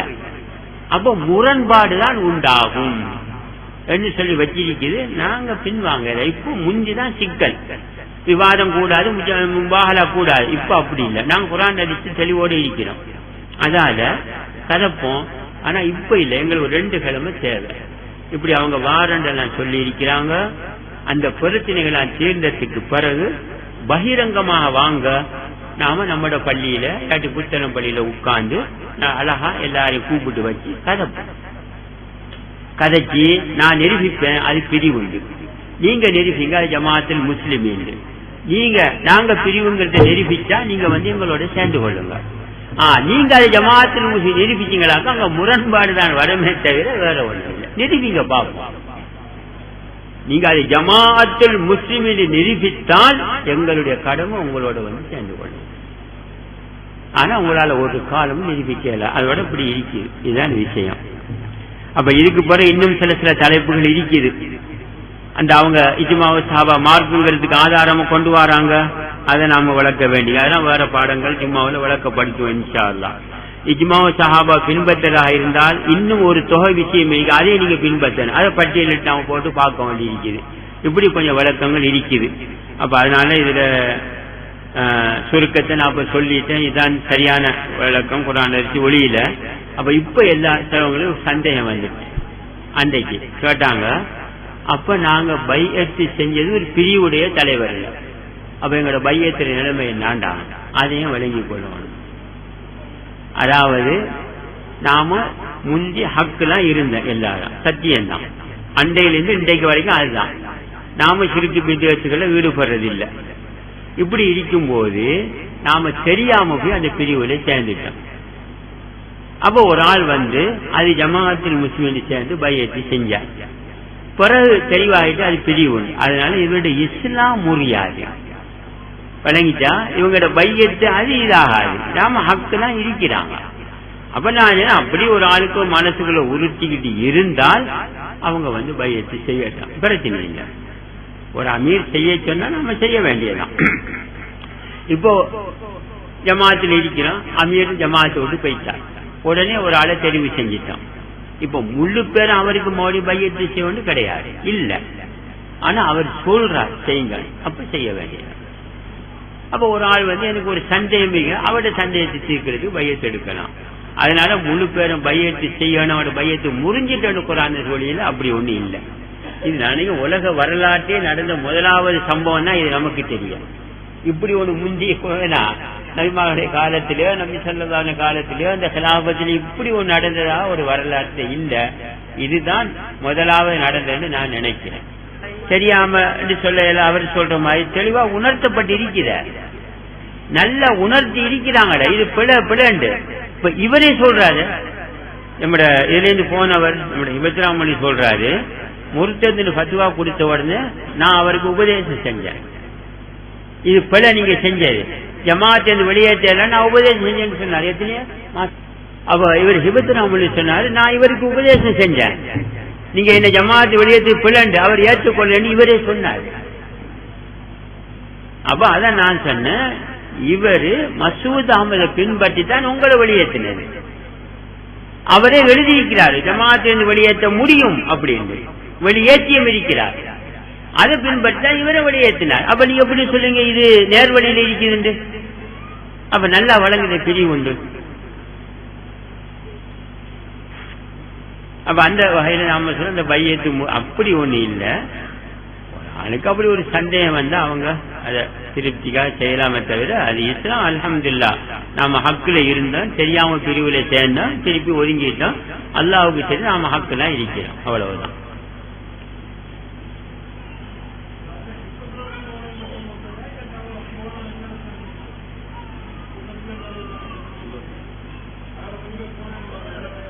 இல்ல அதுல நாம சொல்லிட்டோமே, அது ஒரு பிரிவாக இருக்கின்ற காரணத்தினால் அவங்களால வழங்கப்பட்ட அந்த தீர்ப்பு செல்லுபடியாகாது என்று நாம சொன்னோம், அவ்வளவுதான். அது யார் யார் எத்தனை பேர் சரியா எனக்கு தெரியாம நீ பார்க்கணும் எப்படின்னு. அவரு தீர்ப்பு வழங்க சொல்லி எத்தனை பேர் இருந்தாங்க அதுல ஞாபகம் இருக்கிறா? சரியா தெரியும் எத்தனை பேர் சரியா தெரியாது, ஒரு 6-7 பேர் இருக்கும். அவங்களுக்கு அந்த வழங்கப்பட்ட தீர்ப்பை நாம சொல்றோம், அது பிரிவா இருக்கிறதுனால அவங்க வழங்கப்பட்ட தீர்ப்பு பிழை, இனி அதுல பல கருத்துக்கள்லாம் சகோதரர்கள் அறிவிக்கிறாங்க. சொன்னேன், இது இஸ்லாமிய வரலாற்றையும் இப்படி ஒன்றும் நடக்க இல்லை. சரியா? குர்ஆன் ஹதீஸ்ல உள்ளதை மட்டும்தான் நமக்கு சொல்லலாம். குர்ஆன் ஹதீஸ் ஒளியில நான் அந்த விஷயத்தை வச்சிட்டேன். அதுக்கு பிறகு பல சந்தேகங்கள் வர, அதுக்கெல்லாம் குர்ஆன் ஹதீஸ்ல பதில் இல்லை. ஏன்னா அது எங்களுடைய கேள்விகள். அதை வந்துகிட்டு அதுல இதுதான் அப்படின்னு சரியா அடிச்சு ஒரு விஷயத்தை நமக்கு சரியா சொல்ல இயலாது. குர்ஆன் ஹதீஸ்ல உள்ளதை நாம சொல்லுவோம், அவ்வளவுதான். அதெல்லாம் அந்த மாதிரி விஷயங்களும் கொஞ்சம் சகோதரர்கள் அமைதியா இருக்கதான் சரி. அதுகள கேள்விகளை கேட்டு கிளப்பிக்கிட்டு அதுக்கு சரியான பதில்கள் என்ன குர்ஆன் நமக்கு தேடுறது இல்லை அப்படி ஒண்ணு. இதெல்லாம் இடையில உண்டாகக்கூடிய விஷயங்கள். அதனால நாம அமைதியா இருக்கிறது சத்தியம் இதுதான். அந்த அடிப்படையில் எந்த மாற்றமும் இல்லை. முந்தி இருந்ததான் இப்பவும் இருக்குது. அதே அடிப்படையில் நாங்க இன்ஷா அல்லாஹ் இந்த மார்க்கத்தில் இருக்க வேண்டிய தாவத்தை செய்ய வேண்டியதான், மக்களை அழைக்க வேண்டியதான்.